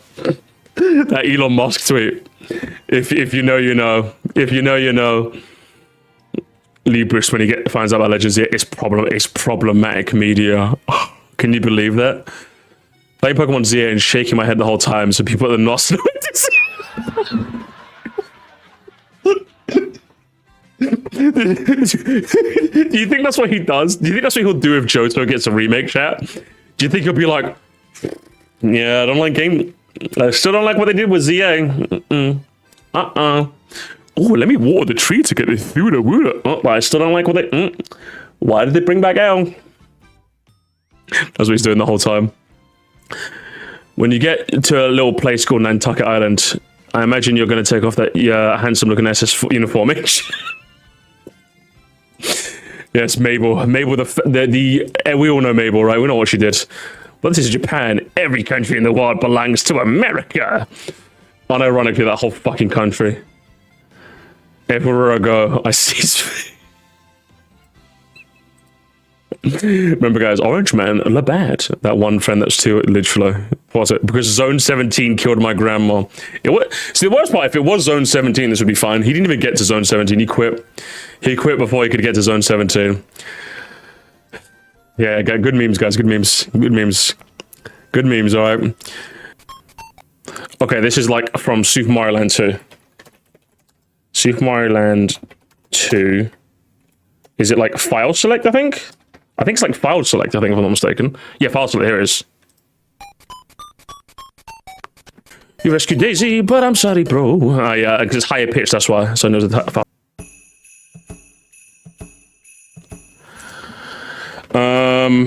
It's Odyssey, isn't it? I think it's Odyssey. Yeah. Okay, what is it? Super Mario. It's like the ice area, isn't it? Super Mario Odyssey. What's it called? Shiver Town? Come on now. Ah, last one. This is Brothership, I think. This is giving Brothership vibes. It is Brothership. The question is, what the fuck is it? What is it? I have no idea what this is. What could you possibly be? Mario Luigi Brothership. The world is connected. Staff roll? Nope.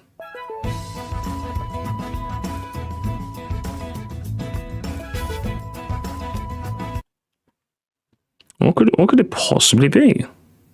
Bowser's Castle, Slipping Gun, Full Power, Battle Groove. No, it's not Battle Theme. Gentle Breeze and Four Island. No, it's not any of this. Reclusa World? Where the hell are you from? Where the hell is this from? This one? Yeah, I'm cooked. Yeah, I'm cooked, gamers, I'm cooked.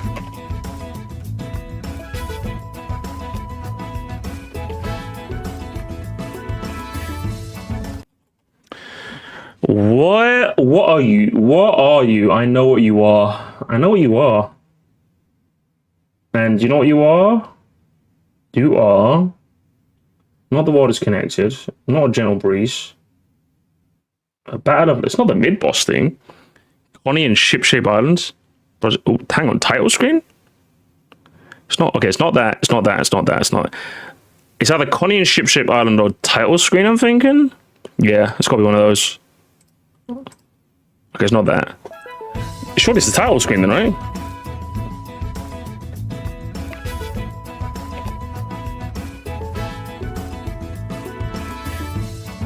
Brothership. I love it's called Brothership. Hell yeah. Alright, last one, guys. Last one. Okay, guys, I lied. This shouldn't have been the last one. Alright, guys, I lied. Okay. I lied, guys. I lied. I'm gone. I'm out of gamers. I'm out of here.